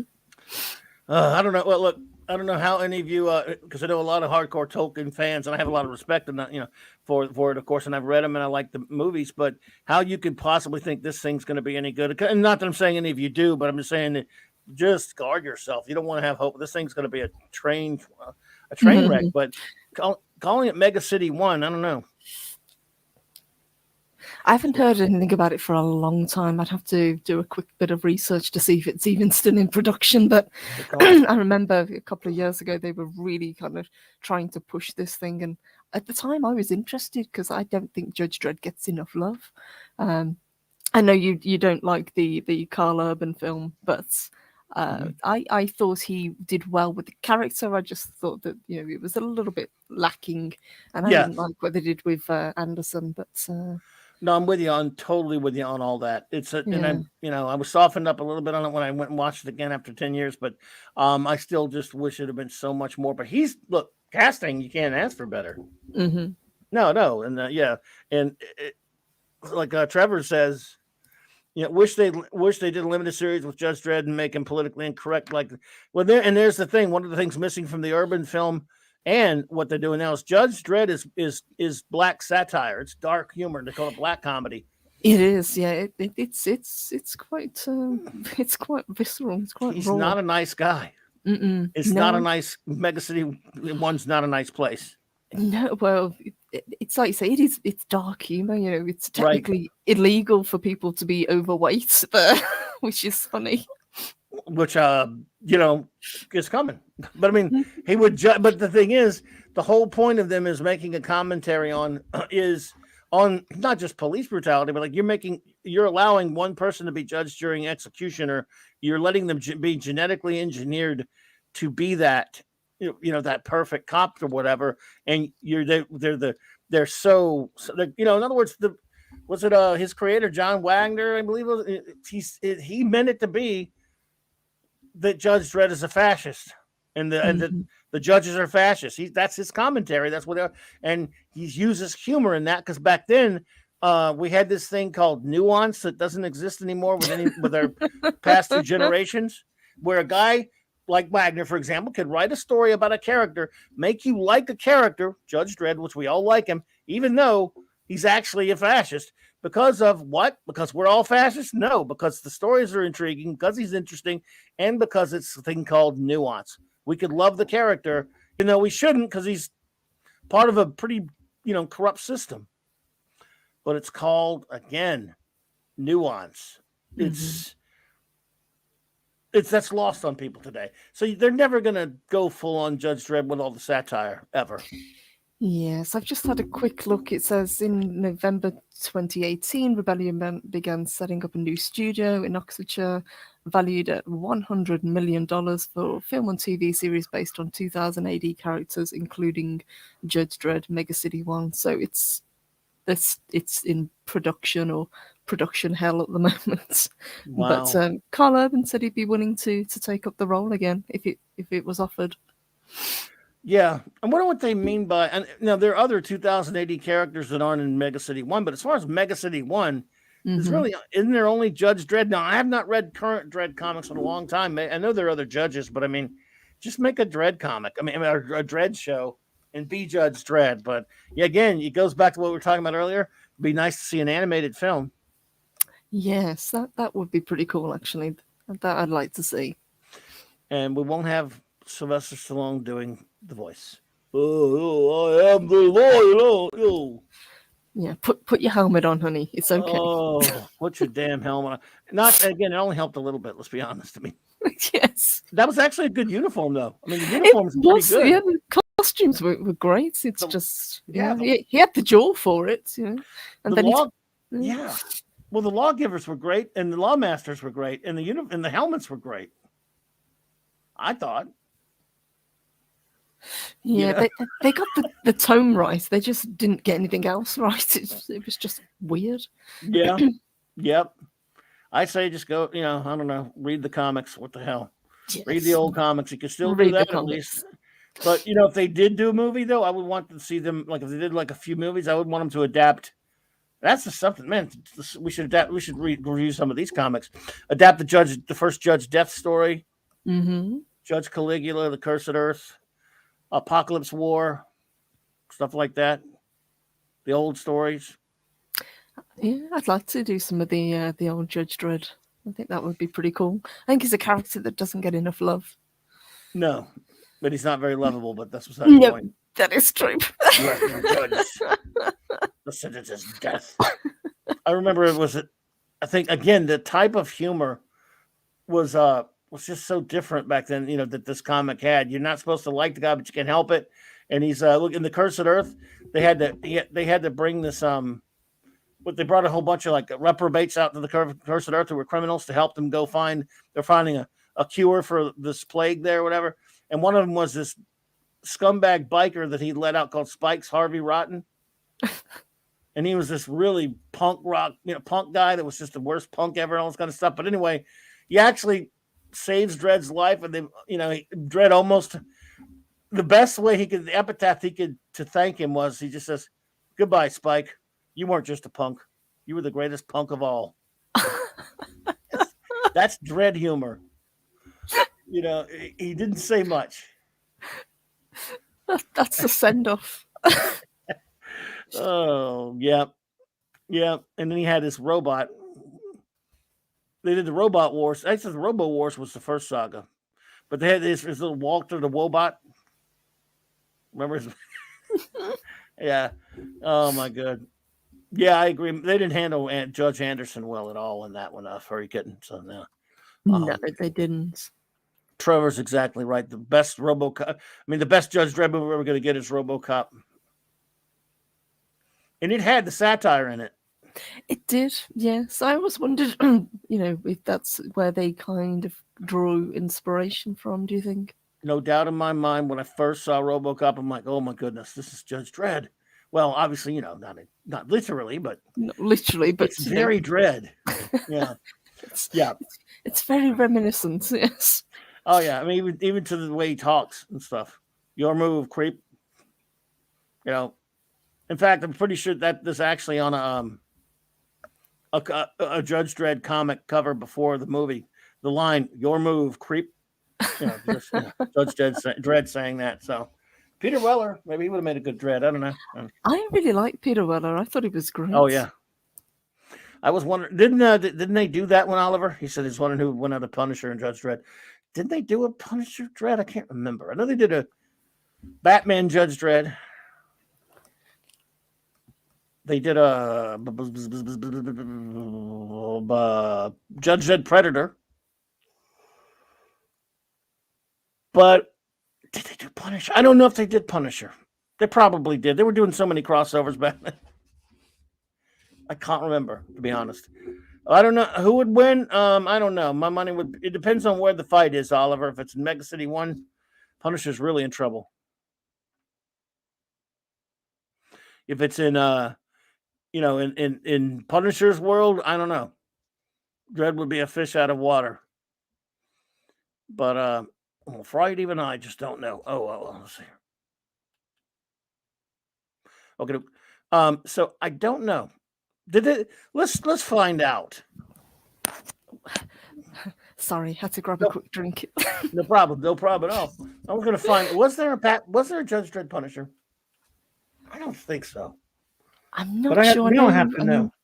I know there was the Batman crossover. There was the Alien one. There was a Batman one. There was Judge Dredd versus the Punisher. Was there really? Maybe not. Let's see. No, okay, no, it's just fan stuff. Didn't think so. But there was Judge Dredd, Predator Judge Dredd. I know that much. I bought that. Actually, there, in a sense, Purple, there is sort of a Judge Dredd Punisher comic, but it's not real.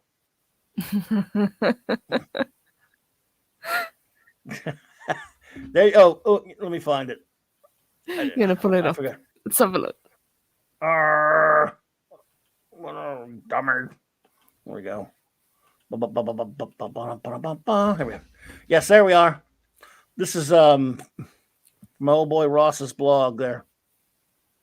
There you go. There you go, folks. But it didn't really happen, for those wondering. For one thing, he used a Brian Bolin Judge Dredd and a Mike Zeck Punisher. Yes, I kind of like the idea of this crossover, though. I would have liked to seen the two characters interact. See, where do you put it if you're right? Do you put it in Dredd's world or in Punisher's world? Or both? Like back and forth? Back and forth, I would go. Right. Did you ever read the Batman one, though? Mm-hmm. Yeah, I've got the Batman one.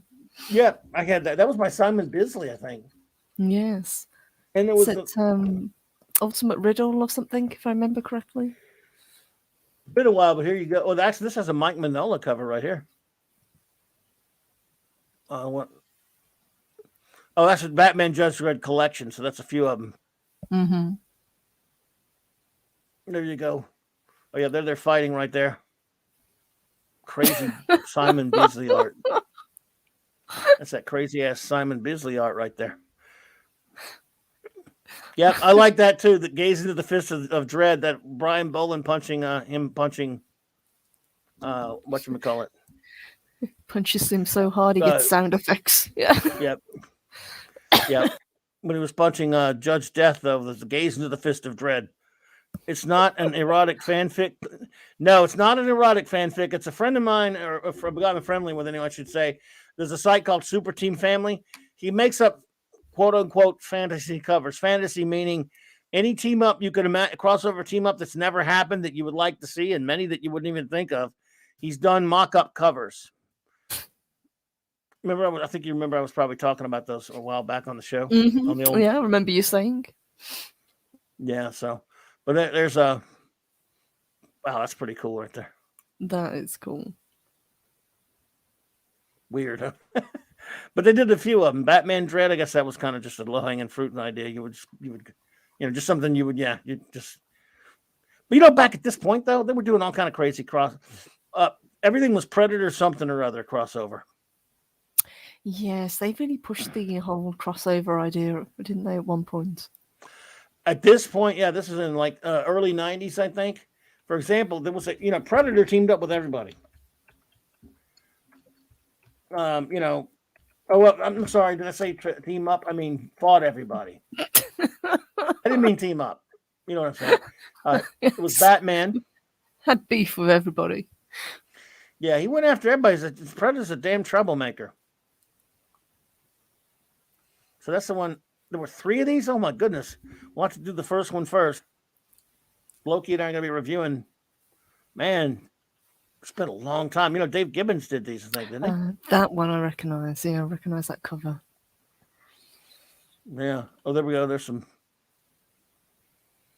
Batman Predator 2. That's Paul Galassi, it looks like right there, that art. Okay. Wow. We'll do the first one first, of course. But yeah, so, wow. Odd Man Out. What's up? Good to see you there. Yeah, that's cool stuff, though. Oh, I mean, they also, did you know that they had, I mean, they did Predator. Predator also met Tarzan. There was a Predator No, Tarzan actually, series. I didn't know there was a Predator Tarzan crossover. Yeah, I had that one. Of course, I'm a big Tarzan fan. There was let's see. All right, first of all, he met Tarzan. He met, obviously, Judge Dredd and Batman. Predator got around. I mean, yeah, he was just a big troublemaker. There it is. Tarzan, Predator at the Earth's core. Again, that would make sense, though. He'd go, and Tarzan would clean his clock. It's almost like they wanted Predator to get his ass kicked. And when you put him up against, a property character, he's going to lose. Mm-hmm. So he always loses. Predators are losers. They always get their asses kicked. Yeah, I really like the characters, though. I like Predator. Kind of want to watch the film again now. Now that we're talking about it. Me too. I like. I even like the second one. A lot of people don't about that. I like the second one. The thing I'm not looking forward to is the new one that's coming out. Prey. Oh my god! You don't want to see him get his butt kicked by a little girl? Funnily enough, new. I mean, it came close in Alien versus Predator, but yes.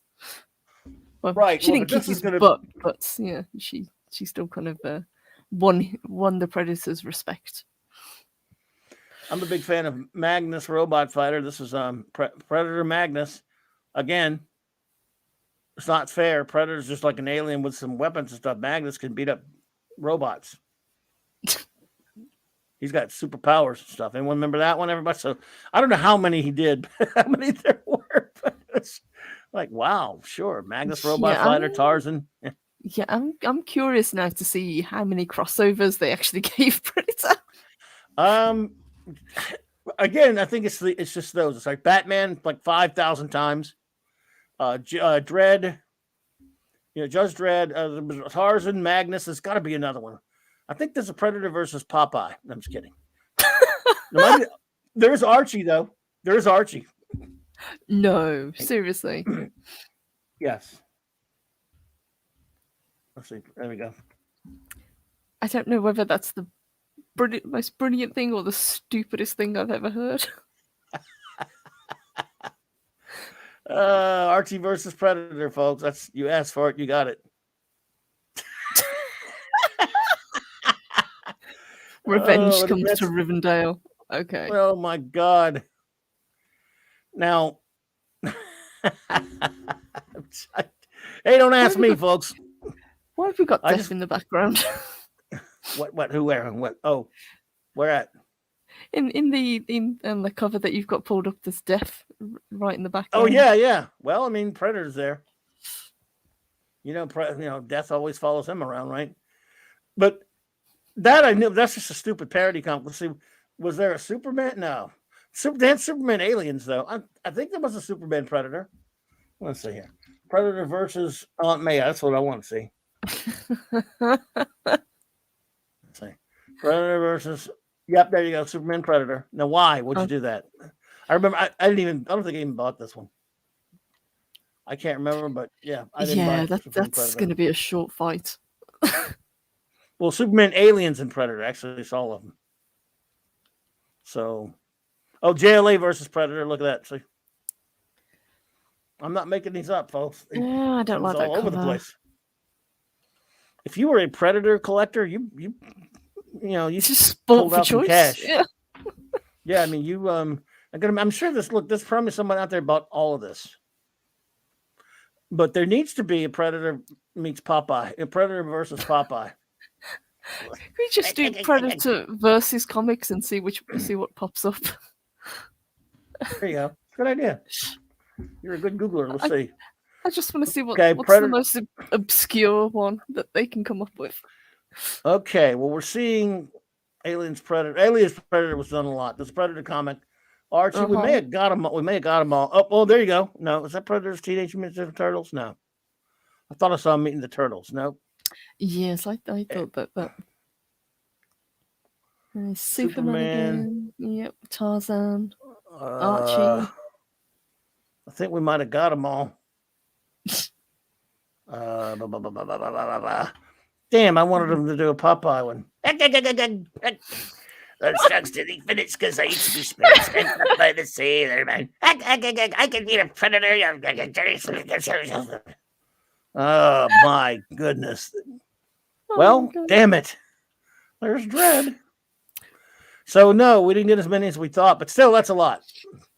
That's more than Archie. I thought. Yes. I would have thought there'd have been a Punisher one. Yes, I would have thought that would have made sense. How'd that not happen? I'm going to put it in there anyway. How'd that not happen? Come on. Yeah, I mean, didn't think so. At least not in the comic. So. That's freaking nuts.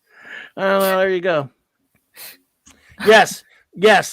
Predator versus the Care Bears. Well, look. I mean, let's just be honest. We're they're weirder ones than that, but they did them later, like Star Trek, X-Men. Yes, that was a weird one, and I never understood where that fit in. It was not just that; it was Star Trek, X-Men, Next Generation too. Mm-hmm. I mean, Star Trek, Next Generation, X-Men. So both Treks met the X-Men for some dumb reason, and I see that and I'm like, I don't think so. Did you ever read them, or did you just look at them in disgust? I think I flipped them and I probably just looked at them and I just looked at them and nah. Not, look, some people did them, probably liked them. That's fine. I did. Look, I'm not just sitting in judgment on anyone because, I know what I did buy. I bought Star Trek Legion of Superheroes. Yes, they did that in 2011. And because they made them look like my Legion. It was IDW. IDW started doing some wacky team ups, and they did Star Trek, and it looked like real Trek, original series Trek, not any fake crap. And it looked like my Legion, and it was a crossover. And they met the Legion, and Legion is very Trekish in some ways, so it wasn't all that great. But I bought that one. I got to admit. Well, yeah, because you love Legion. But that one I can kind of see because that one makes at least a little bit of sense. But they're both in the future. They're both, the Legion. The Legion is actually the closest thing to Trek there is in the DC universe. It's very Trekish in a lot of ways, so it kind of works. And it was actually good art, and it looked like. I mean, that was at that point. It was the first time I'd seen a comic book or something with the Legion that looked like the Legion I grew up loving. So I said, all right, but.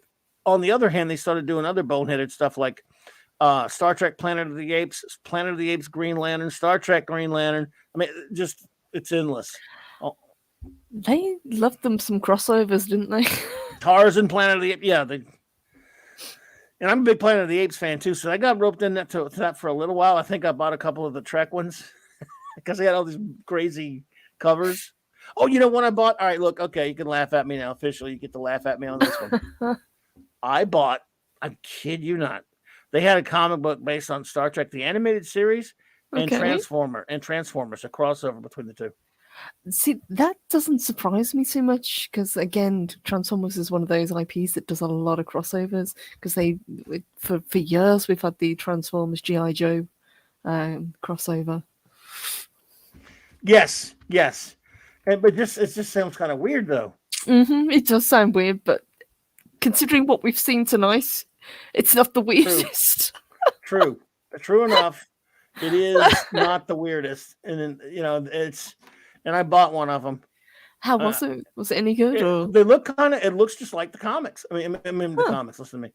It looks just like the cartoon. Let's see here. It's I never was much of a Transformers guy. Sorry, my friends. I know you got a lot of Transformer fans, but there it is right there. So there you go. It looks like the cartoon, and it looks like Transformer.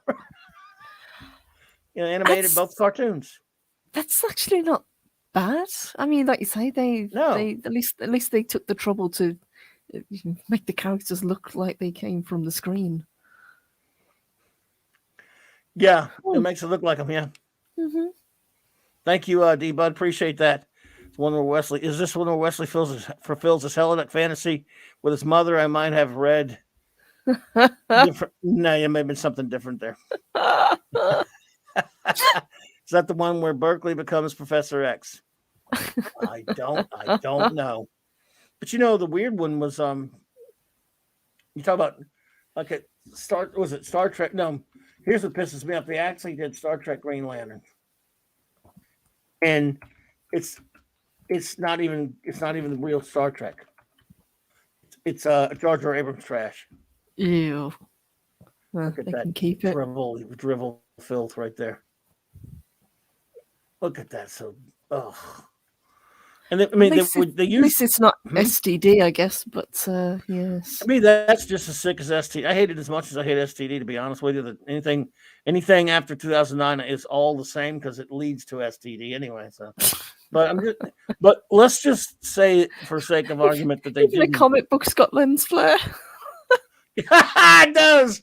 It does. It has freaking is this. Well, it's got Green Lantern flare too. Oh, so it's like I look at that and I go, "This is so stupid.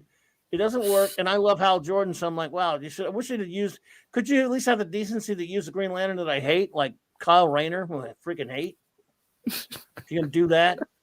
But nevertheless, let's say it had been the real Trek crew and Hal Jordan, I still would have said that's a dumb idea. It's just dumb. What leave? I don't know. But again, I'm a hypocrite because I bought this. And the art, at least the art was good. It looked like Trek, though. It had a lot of good art. Yes, I remember a lot of the Star Trek comics back in the day, and I loved the covers because they were watercolors. They were beautiful. Oh yeah, well these were IDWs, but yeah, you're talking about those old Oh yeah, if you're talking about whoops, what did I do? My screen went weird on me. A PDF just popped up out of nowhere. Sorry. Let's see. So yeah, if you're talking about those old Gold Key comics, oh yeah, it's Kurtzman coming for you because you're talking shit about. It was Kurtzman. He's been coming after me. You're right. But oh, now I'm looking over my shoulder. Thanks a lot. Here he comes. But yeah, those Trek comics. Anyway, what are you gonna do? But yeah, so look, I bought that one. So I'm not judging anybody. Don't feel judged, folks. Just I'm picking on me just as much. It just doesn't make a whole lot of sense, Thank you, Eric K, and thank you, D-Bud, for clobbering that bot for me. Yes, they seem to be a little bit less than we had couple of weeks ago, but they do pop up every now and again. Yes, and they're weird too. They've got really. I mean, they're not really trying that hard. Hello there, Keely Chow, Roll Tide. Hey, Keely. Because they're not really. They're not. I don't know what they think they accomplish with these things. I really don't. Other than annoying people, if that's the goal, then I guess it annoys people. It doesn't bother me anymore. I just kind of laugh. I don't care. But what is it? It comes in there, and it's got some kind of code or crap, and it's got a Russian name on this one that I can't even read. Yes, they've gone Russian. Before they were female names. They just keep changing. Yeah. Yeah. Oh, I was asking you before the show. Have you tested this new stuff on StreamYards when we were talking about during the show? I haven't done it during a show. I've played around with it before I've gone live and played some of the music and just kind of seen what it does. It's interesting. Well, I want to run a test while we're on the air. You guys tell me, D Bud and Eric, they have a new feature for StreamYards. And I'm just gonna. It's got this background music, and it won't be loud. But it might be loud. You might want to turn the volume down because if you click on it, I was going to say, but when I clicked on it, it was all the way up. It was really loud. Crap. Well, it's set at 50, so let me pull it down a little. I just want you to let us know what it sounds like to you guys. All right. Yes, it takes a second. I can hear it. Everyone, relax now to the tender sounds of Clobberin and Purple. And let me know if you can hear us talking at all. I'm turning it down a little bit more.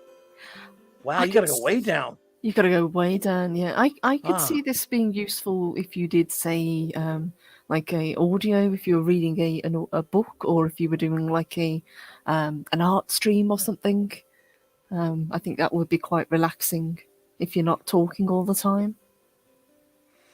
I got you. So I wonder what it sounds like to everyone else, because I just turned it way down, though. The relaxing tones of Clobberin and Purple, telling everyone, do you like comic books? Do you like Star Trek? Do you like Doctor Who? Well, get over it, because they've all been ruined, so screw you. Oh, yes. Sorry. I had to say something to test it. Or else there's probably a comic book out there with a crossover of all of them. I wonder what the biggest crossover has ever been of IPs. That'd be of IPs. Let me see here. I might know that. It's like how many things can you jam into one comic? Oh, I don't know about how. Oh, I thought you meant it's like the biggest of IPs. In other words, like jamming from different. I don't know if there's ever been like multiple. Other than like, remember we were looking a few minutes ago at like it was Superman and Aliens and Predator and whatever. No, but as far as multi, I don't know. But I know that the two biggest, for example, there's never been any legal or Star Trek, Star Wars, but Star Trek, Doctor Who has happened. Huh? You seen those? I haven't seen those. Not a big fan. Not a big fan of what? Just Doctor Who. Oh, okay. Well, I'm a big Doctor Who fan and Star Trek fan, which is tragic to be both of them right now, as you know. Yes, that's not a good combination. Sorry, Clobby. Yeah, it's terrible. Well, there was a magazine, like a Trek fanzine back in the early 80s called Enterprise, which kind of distributed to comic shops. And I did a little short story that was a little prose fiction story with the fourth Doctor meeting the original Enterprise crew. But later, IDW, the ones I was just showing you with all these Star Trek and all that, Legion and all that stuff.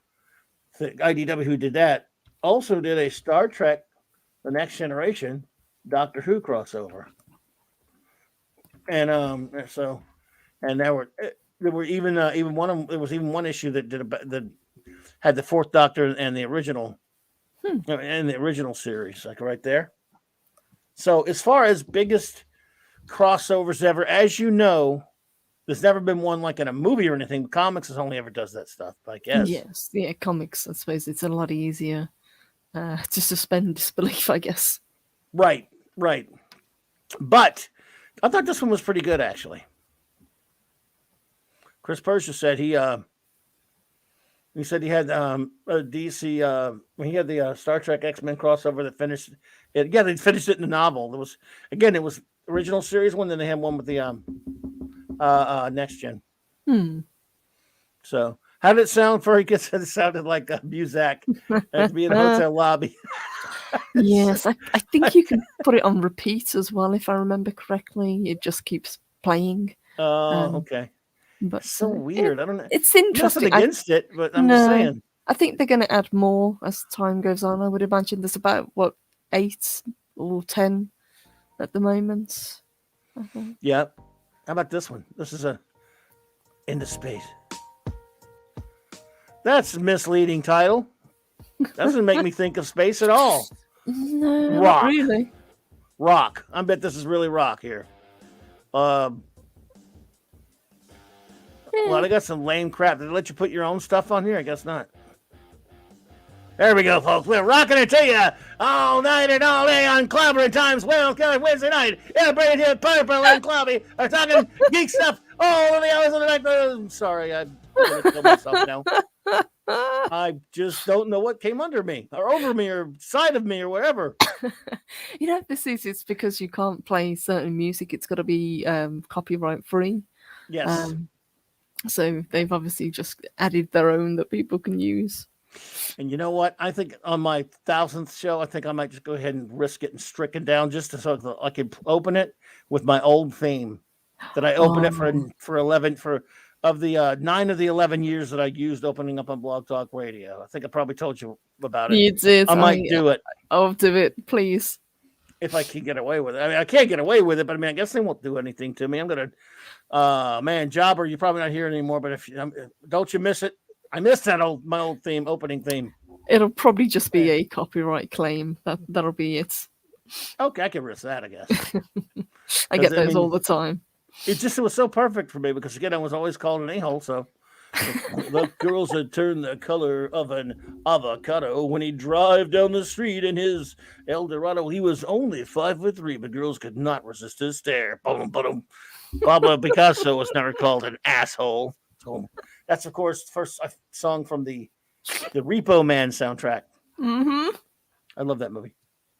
I haven't seen that movie in years. Oh my gosh! I need to rewatch it. I tell you, I have like I don't know. I got it. Must have got it. I got it somewhere in the early 2000s when there weren't a lot of DVDs around there, but it's a license plate size tin box thing. You would all loaded and had the soundtrack in it and all kind of stuff. DVD set that I still have that one. I don't know what I did with this. I took the soundtrack out and played it. I don't know what I did with it now, but I am. So that was a great soundtrack. That was a great movie. Operation Overload by Sonic Mayhem. Is that who that was? Is that who that was, Mike? Wow. There you go. Yeah, I need to watch. Yeah, that would be fun. That would be fun. That's a fun movie to watch again. Yeah, for everybody to talk about. That would be a good one to do. Yeah, and in fact, Nick's Toxic Tuesday. He needs to do that. Tell him about that one, Mark. That's toxic right there. That movie. That movie is toxic. That would fit right in with his theme. Yeah, that would be a really good one for him to do. Oh yeah. Because it's evil. It's 80s, pure 80s evil. By what's it? Alex Cox or whatever the guy did. Sid and Nancy. I think it is by the guy that did that. I think so. Yeah. Emilio Estevez and Harry Dean Stanton. Yeah, I love that movie. We used to run around quoting it all the time. Not that I would do it here because it's naughty words. We know I don't do that around here, folks. No, we don't do that here. Of course not. Again, you could get in trouble here. By the way, Monday night my show got limited. It was just me the whole time. I don't know what I did. I get it constantly. Really? Just pretty much every show that happens, I have to.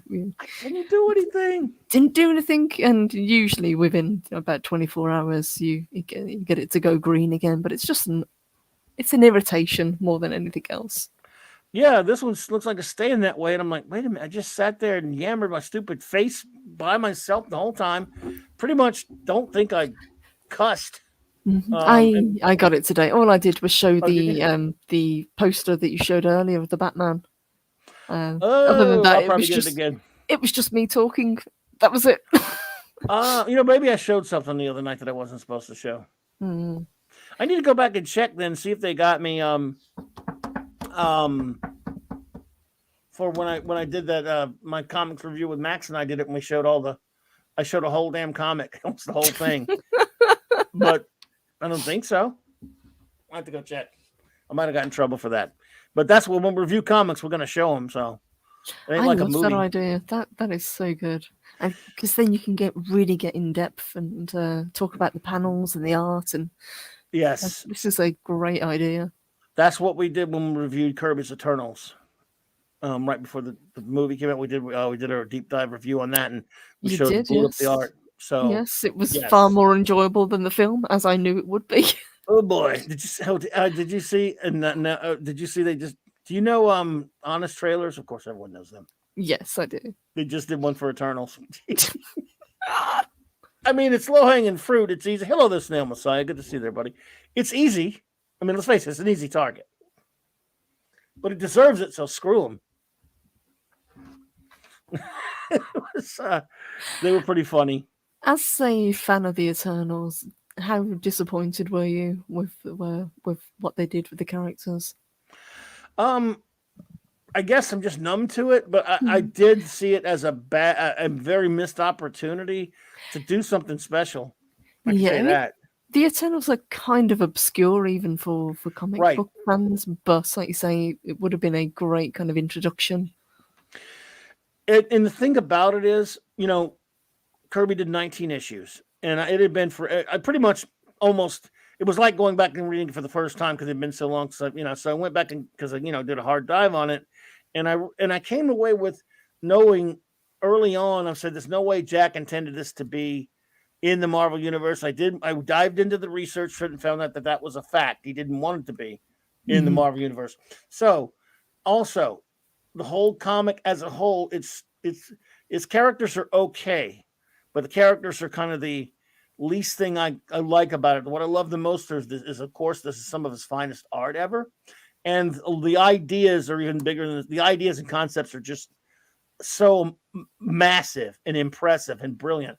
You could have done so much. The characters are good enough to go along with the ideas, but he only had 19, short issues. Was with what he was trying to do was nowhere near enough to flesh them out. He still did a decent job with them. They were good enough.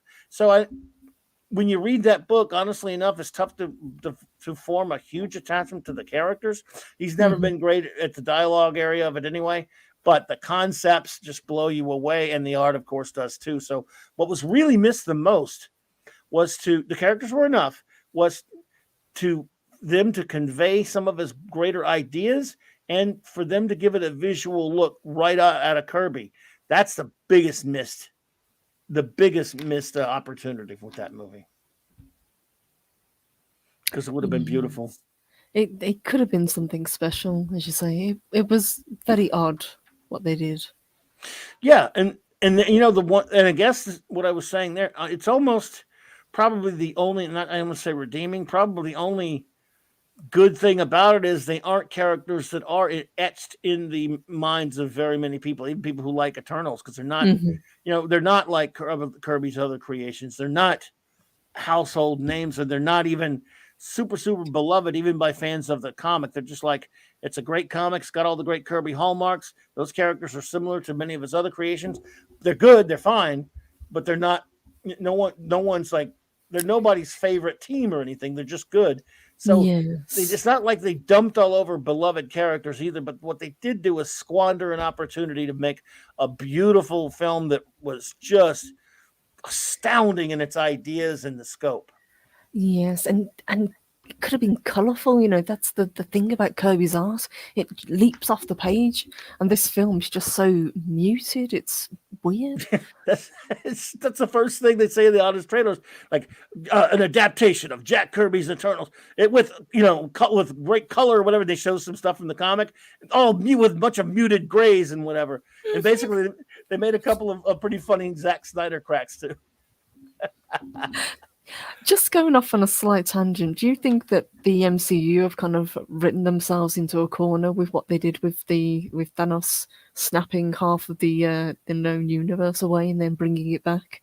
Because I think the blip was one of the worst things that they did for their films.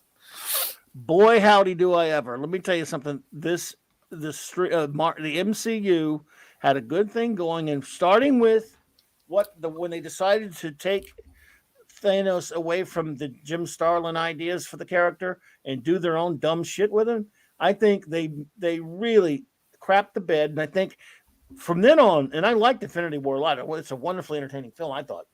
Endgame especially is got a lot of really fun stuff in it, but it is a movie filled with bad decisions. Every single thing done in this movie is a bad decision. It's like, have you ever gone through a day where when you look at the later in the day, everything you did was the wrong decision?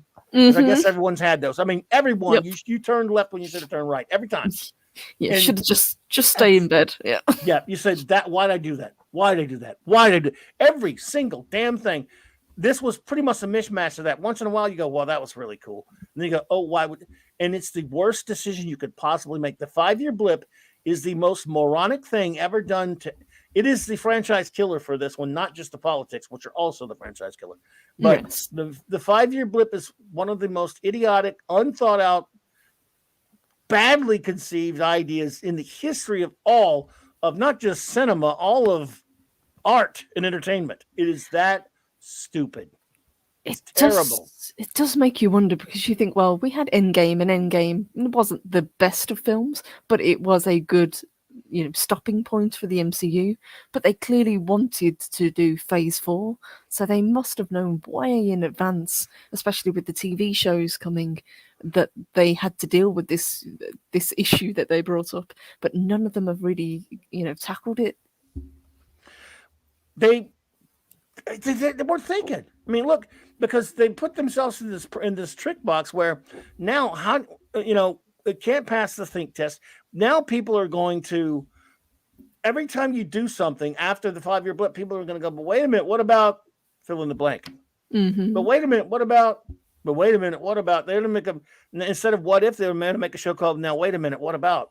Yes, that's what the What If show should have been. Yes. Yeah, they're like, wait a minute, what about this stupid thing you did?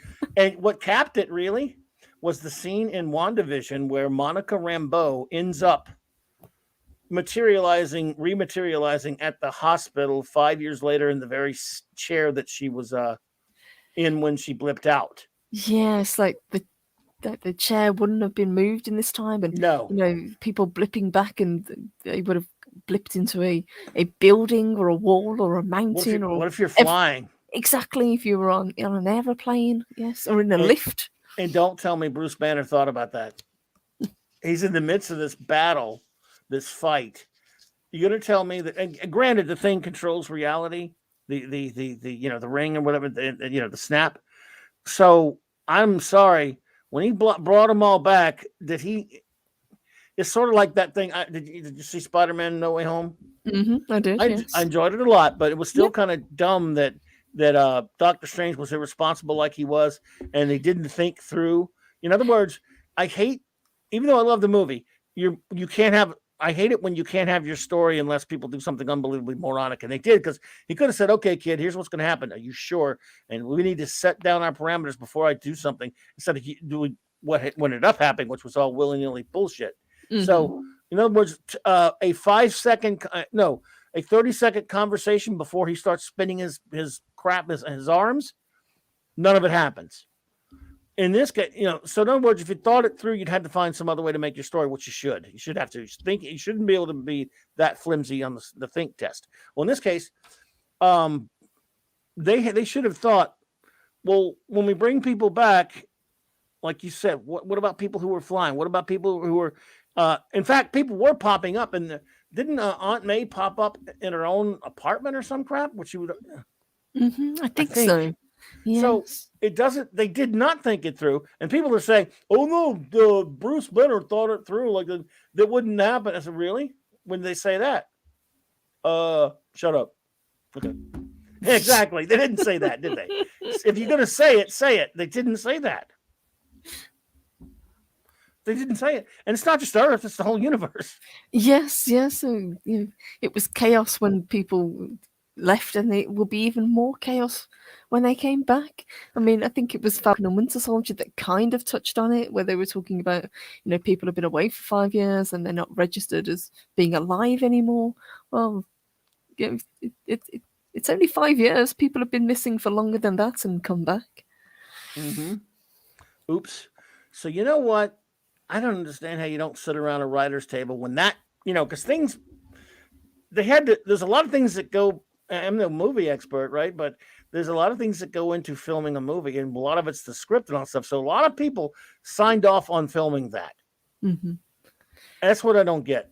I mean, who doesn't sit there and go, something, what about this? What about all the things you and I are saying right now? Yeah, this is kind of silly. Yeah. I think it's more that they really wanted to capitalize on the momentum that the MCU had built, and they just really wanted to push Phase 4 out. They clearly they're gearing up. They want to bring in the Fantastic Four. That's where they're heading, unfortunately. Whereas I think the Fantastic Four should have been released or introduced way, way back.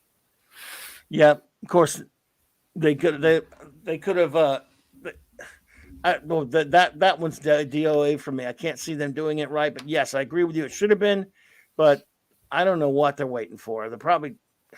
Oh God, that's gonna be bad. Oh, we have a limerick. Are you ready? Hey, Before we wrap it up, everyone, I guess we've got a great limerick with the great Max Redstone. But let's see what I'm going to try not to mess this one up, dude. You know I tried, but all right, here we go. New superheroes. What is the deal? I guess there was too much population from steel. A deep breath and a sigh, and I wonder why, Lord, why does a bat person have a gender reveal? bravo! The great Max Redstone, everybody. Yeah, I like that. I love that song. Just remember that you're standing on a planet that's evolving. We're only at 900 miles an hour. You can't beat Pythons. I love that song. Orbiting at 19 miles a second, so it's reckon the sun is also all power. I know that whole song by heart. I love it. So, oh my goodness. Well, Purple, what you got going on in the future now? Aside, hopefully, from some sleep. Yes, I'll be getting a little bit of sleep soon, but I will be back on Friday morning, 10 a.m. Central. I'm going to be joined by Zeroprium, and we're going to do another Skyrim-based show because we had so much fun talking about it last time. But this time, rather than talking about the game itself, we're going to really talk about the mods that you can get for the game and just be a little bit silly. I think we're going to be talking about some of the fun mods, some of the more risque mods that you can get. Uh-huh. So it's going to be a fun, silly show to end on Friday. Excellent. And maybe some purple pink in the future. Maybe we don't know yet. Hopefully. Yes, just waiting to hear from Marwin. Hopefully, we should have pink and purple Friday evening / afternoon. Gotcha. Just checking because I know everybody loves that. Everyone, it's just amazing that you guys have. Oh, well, imagine that a bunch of guys like to watch two beautiful ladies hanging out and having a good time. I just can't imagine why that happens. I don't know, but it's we all enjoy it though. That's for sure. It's great stuff, and I appreciate you. Well, thank you so much for hanging out with me tonight. You're the best. Thank you for having me. Well, tonight for me. I mean, morning for you. So, you should be mad at me. You should be mad at me. Never. You know I love getting to hang out with you whenever you ask. Well, I tell you, I'd bug you more often, but you'd never get any sleep. But I hope you will be here next week for the big one. The big absolutely. No, I hope next week after next. I'm sorry. Yes, it's the 9th. Did you say? Yes. The 9th. By the way, here's the link, everyone, to my wonderful first officers description and below. It's in the description below, but it's also here for my wonderful first officer, Raquel R.M. Briggs, her science fiction writings. And of course, yes, absolutely. She's doing doing well with those, and they're wonderful. And of course, her and our buddy Mark D with the C, his link is in. Put your link in there, buddy, if you want. He's of course has a great channel as well. We have a lot of fun on Sunday Night Geekery, and it's great. Let's see, show notes are as follows. Let's see here again. 2 weeks from today, the 1,000 episodes celebration. 1,000 episodes of Clobberin Times. If I make it that far, who knows? Maybe the podcasting streaming gods will say enough is enough. This guy should not be allowed to get to 1,000 and strike me down. Get to 999 and start again. Damn it! Indeed, they said, "Boom, start over." Maybe they'll wipe them all clean from the planet. And it'll be like a wall of antimatter, a crisis on infinite. And then you will hear Clobby swear. I might curse over that. And who knows? Tomorrow night, folks, Clobby's Clubhouse. My wonderful first officer, R.M. Briggs, and the great chief engineer, Mark D with the C, joining us for some geeking and nerding. Yes, I get in trouble if I don't mention the distinction between the two. There is one. I never knew that until I was taking the school on it from the Nerd Queen herself, First officer. Yes, you fit into one or the other. There isn't much crossover between the two, I've heard. Yes. I've always called myself a geek. I never really felt like a nerd, but before I met her, I'd never really heard anyone make the distinction and whatever. But she did, and she taught a lot. She's done classes here about that. It's hilarious, by the way. So I'm like, sure. I mean, I inadvertently correctly call myself a geek because I'm definitely not smart, so I can't be a nerd. So yes, I would say geek as well, definitely. And proud the hell of it. I mean, I love my nerd friends because again, yeah, people just say nerd, and again, I can see where she's coming from. I mean, it's been blurred, but just because it's been blurred doesn't mean she shouldn't fight her war against getting it brought back. Yes, see, I always thought nerd had more kind of negative connotations. It was more, you get called a nerd. It's it's a negative thing. Whereas a geek, you fly your geek flag, that sort of thing. Yes, and of course, a lot of that is Fonzie's fault. Yes, calling people nerds. Saturday Night Star Trek, folks. Yeah, it's 4 more episodes of Star Trek: The Next Generation. He's back. Max, get your limericks ready. You got some Wesleyan to do, boy. I know you like that. You love your Wesley. I just watched that one again for my research. But can't wait for that. And Monday night, Moxie Comics Talk, Clobby's Classic Comics Review number 2. We are going to be reviewing Marvel 2-in-1 Annual number 7 with, of course, great special guest Mark D with a C. So, thank you all so much for being here tonight. You have been fantastic. Appreciate it. Take that back. What did I do? I tell you what, I do owe him an apology, don't I? So this is just, I'm so sorry, Max. So this is just for you. What?